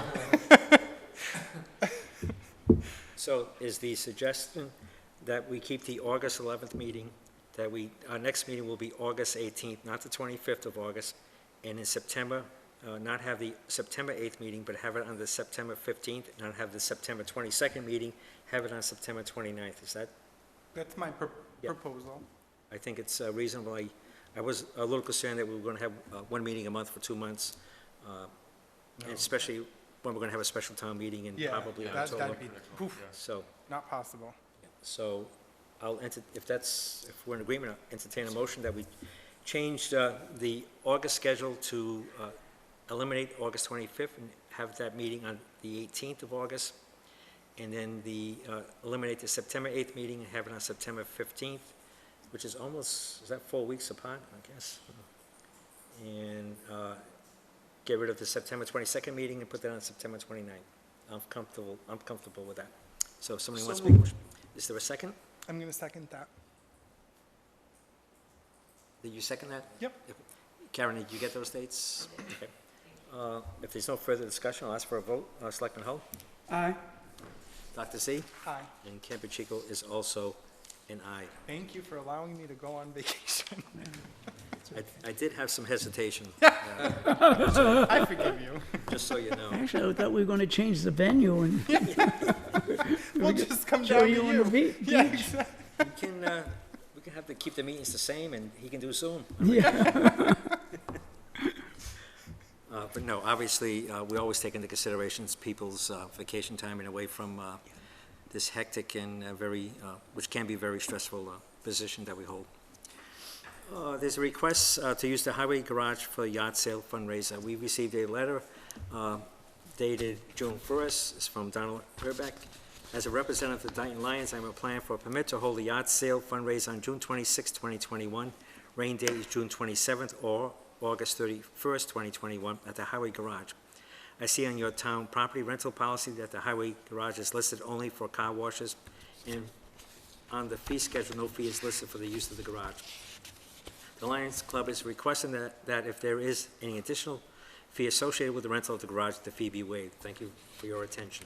And it's from Donald Herbeck. They've done this in the past. They've had auctions, and now they're going to have they've changed it to yard sale.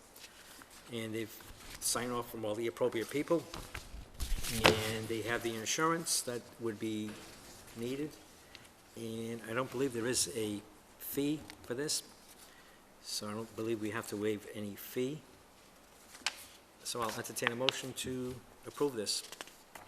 Mr. Chairman, I motion that we approve the request to hold a yard sale on June 26, 2021, with the mentioned rain dates as proposed, at the Dayton Highway Garage as presented this evening. Is there a second? Second. Any discussion? If And- not, yep. We're confident about the fees, right? So we don't have to vote again? No, there's no fee. That's not, we did the fee schedule. Did Yeah, fees. I that's didn't think the not- garage was, yeah. No, you're 100% correct. If no further discussion, I'll ask for a vote. Selectman Hull? Aye. Dr. Z? Aye. And Campuchico is an aye. We've got another request. The Dayton Rehoboth Softball Booster Club is applying for a permit to hold a car wash fundraiser on June 12th at the Highway Garage. The DR girls softball team is looking to raise enough money to have the necessary funds to properly support the team. We respectfully request a waiver of insurance for this event. Thank you for your attention to this matter. I can be reached at Zaza, and it's Jeff Cloning. So the question is whether, number one, we're going to approve it, and number two, are we going to waive the request for insurance? I know in the past that I believe we have not done that. I didn't, so I have no issue with the event being held. I think we always do that. My only issue, and I have Selectman Goulart in my ear right now, is the waiver of insurance is the only thing I don't think we've ever done that, right? Yeah, we've never done that. Thank you, Selectman Goulart. So I'll entertain a motion to approve the June 12th for the DR Softball Booster Club, but they need to get, to have insurance. Before I make the motion, Yep. Mr. Chairman, when we reach out to them to let them know that the permit, can we let them know that they need to, Yes. we can't waive the insurance, basically, and we need some kind of proof before they can have Yeah. the event? So yeah, respectfully, members of the board. Mm-hmm.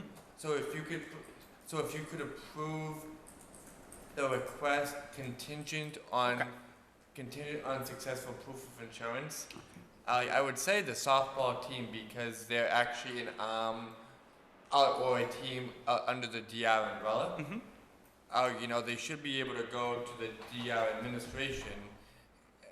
And ask, and request, the use of their insurance and to have us actually named as an additional insured for that day or whatever. So, but I'll follow up with them. And I'm happy to do that. My only question is, we don't want, the event is Yes. June 12th, so we can't, obviously this can't come back to us before they can have the event. So Yes.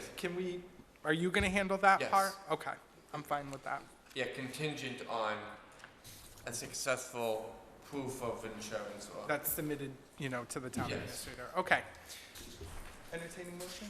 Yes. Okay, Mr. Chairman, I motion that we approve the request to hold a car wash fundraiser on June 12th at the Dayton Highway Garage, contingent upon proof of insurance for said event, submitted to the town administrator. I second. Any further discussion? If not, I'll ask for a vote. Selectman Hull? Aye. Dr. Z? Aye. And Campuchico is also an aye. We have another request to use the Spratt Field for the cow chip contest. It's going to be scheduled for August 21st, 2021.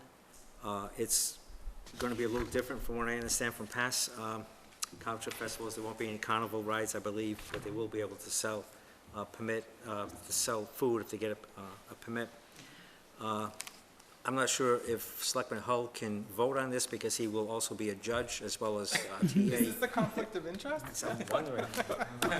And I understand he's We'll looking, know if he wins what something was done. he's looking forward to judging. Yes.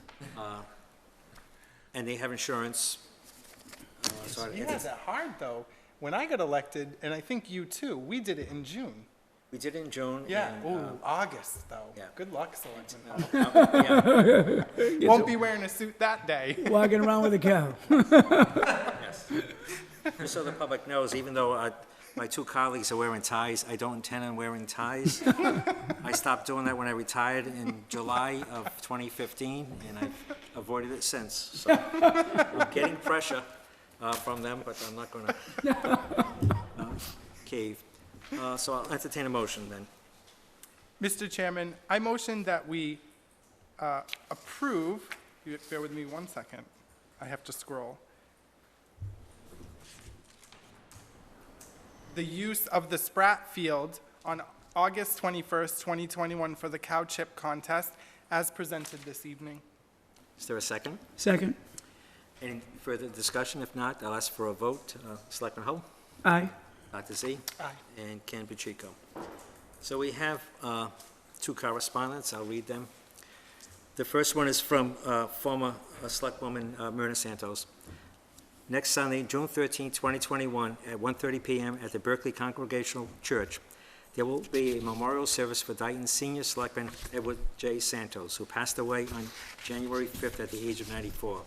He served as selectman and a member of the Board of Health from 1972 to 1979 and was selectman chairman for four of those years. Ed Santos was born in Dayton, grew up here, attended Dayton's high school class of 1944. He and his wife, Mary Christine, raised their family here. Ed ran a one-man trucking business, S&L Trucking, here for 50 years. He was elected selectman to fulfill the unexpired term of a selectman who moved away, and he served 2 consecutive terms as well. Among Dayton's many notable and long-lasting accomplishments during his term were the construction of this town hall, which was 1979, and the installation of Dayton's sewage system, in addition to not just 1 but 2 tax reductions despite many financial challenges. Because of COVID, there were no visitations after his passing, and Ed was laid to rest in Dayton's Veterans Cemetery in a family committal service in January. Sunday's memorial service will provide an opportunity for those who wish to pay their respects to Ed to do so.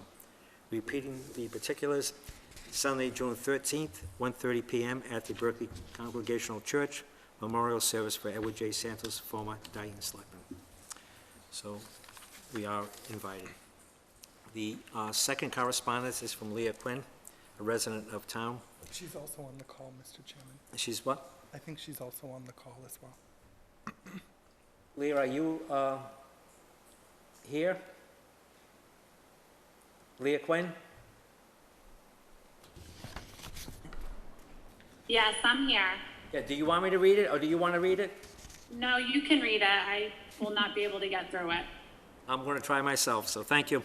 Thanks, Ken. Good afternoon. I am sending this correspondence to the board tonight to honor the late former selectman Edward Reese. I would like to send my deepest condolences to Mr. Reese's son, David, and his daughter, Kim, and family. Also to his wonderful work family at Reese's gas station, primarily his mechanic, Paul, and his receptionist, Missy.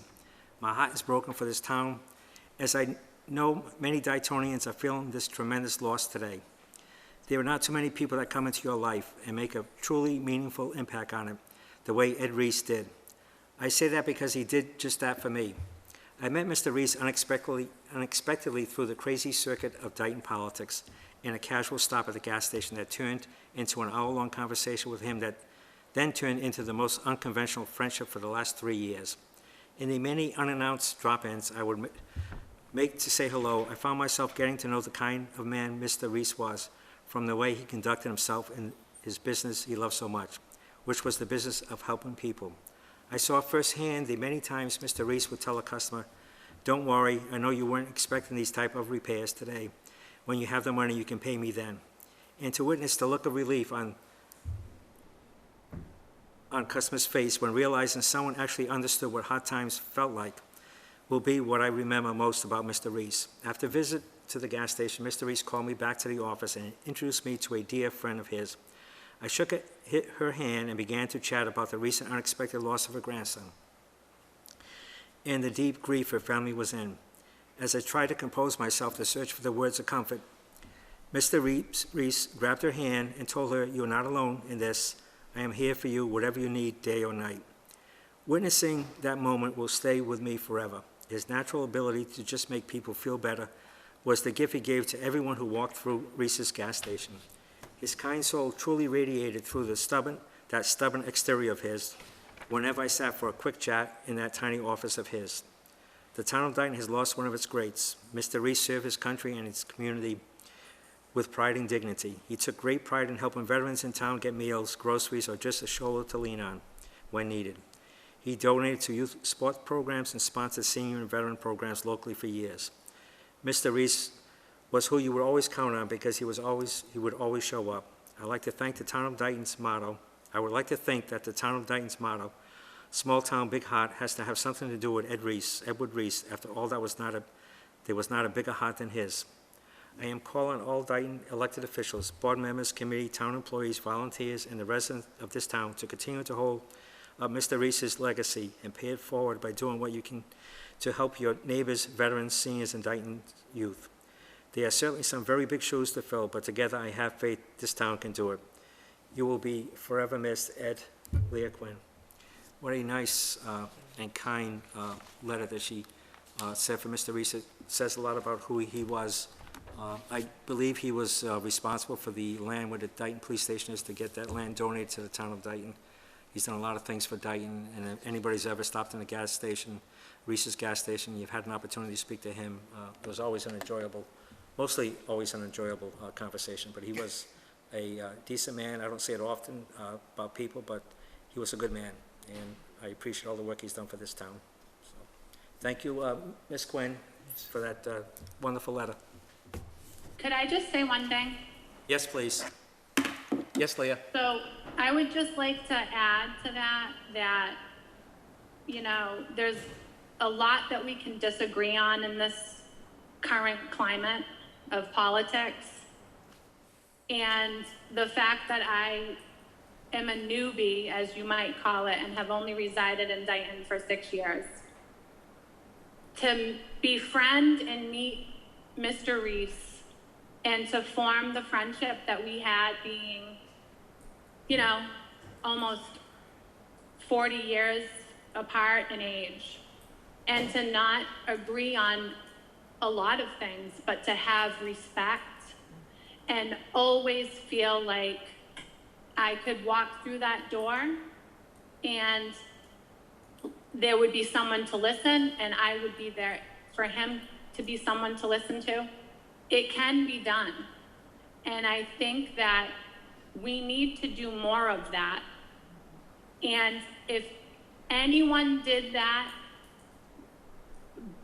if anyone did that the best, it was him. And I think we could all take a page from Edward Reese's book, especially with the current climate we are in. Let's do better. Let's stop making this about political party lines and start being better human beings. Thank you. Thank you, Mrs. Quinn. Thank you. Are there any acknowledgements? No. No. I'm going to ask for the approval of the Board of Selectmen's regular meeting minutes of April 14, 2021. So moved. Second? Second. All those in favor say aye. Selectman Hull? Aye. Dr. Z? Aye. And Campuchico. I believe we're not ready to vote on the minutes for April 28th, so hopefully we'll do that at our next meeting. I'm asking for a motion to accept for review the Board of Selectmen's regular meeting minutes of May 26, 2021. So moved. Second. Any discussion? If not, all those in favor say aye. Selectman Hull? Aye. Dr. Z? Aye. And Campuchico is also an aye. I'm going to ask for a motion for the following warrants. This one is dated June 2nd, 2021. 49A-21, $106,505.81. 49B-21, $67,865.55. And 49E, is it E or should it be C? Should it be C? It says E. C, dash 21. No, I believe E is correct. So what happened to C? They got- Oh, they held up. okay. 49 and 49E-21, $1,138,370. So moved. Is there a second? Second. Any discussion? If not, I'll ask for a vote. Selectman Hull? Aye. Dr. Z? Aye. And Campuchico is also an aye. Next warrants are from June 9th, 2021, 50A-21, $107, $222.39, and 50B-21, $110,110.35. So moved. Second. Any discussion? If not, I'll ask for a vote. Selectman Hull? Aye. Dr. Z? Aye. And Campuchico is an aye. Public input. Is there any public input? Is there any public input? Do you want me to? Nope. Okay. I think they can hear us. I think so. Okay. Uh, Can we, before we move on from public input, there are a lot of comments in the chat. Can someone check those for us, please? I'm sorry, Mr. Chairman. I only noticed it because it's right near me. Yeah, I've been actually responding to the comments. As Oh, okay. All right. I'm sorry. Yeah, there's nothing new. Okay. Thank you, sir. No problem. Okay, I'm going to ask for a motion that we go into executive session under Massachusetts General Law, Chapter 30A, Section 21A3, to discuss the strategy with respect to collective bargaining or litigation if an open meeting may have detrimental effect on the bargaining or litigating position of the public body, and the chair so declares, I so declare. And negotiation with the Dayton Police Officers, Mass Cop 306. We will not be reconvening, we will not be coming back to an open meeting. So I'll ask for that motion. Before I make that motion, I believe we also have to read the minutes, don't we, or at least reference them? It's on the agenda as well. There's minutes in the executive session. So what I'm saying is, Yeah, We're doing those in executive Correct. session. correct. So what I'm saying is I'm pretty sure in the motion that we need to mention that. We need to mention everything on the agenda. That's all. I'm just covering us. But maybe I'm incorrect. Okay, so you want to make that motion? Mr. Chairman, I motion that we enter into executive session under MGL Chapter 30A, Section 21A, Number 3, to discuss the strategy with respect to collective bargaining or litigation if an open meeting may have a detrimental effect on the bargaining or litigating position of the public body, and the chair has declared negotiations with Dayton Public Police Officers, Mass Cop 306, and also to accept for review the minutes as mentioned on the agenda this evening. Second. All those in favor say aye. Selectman Hull? Aye. Dr. Z? Aye. And Campuchico is also an aye. We will not be returning to open session, so thank you, public. Thank you.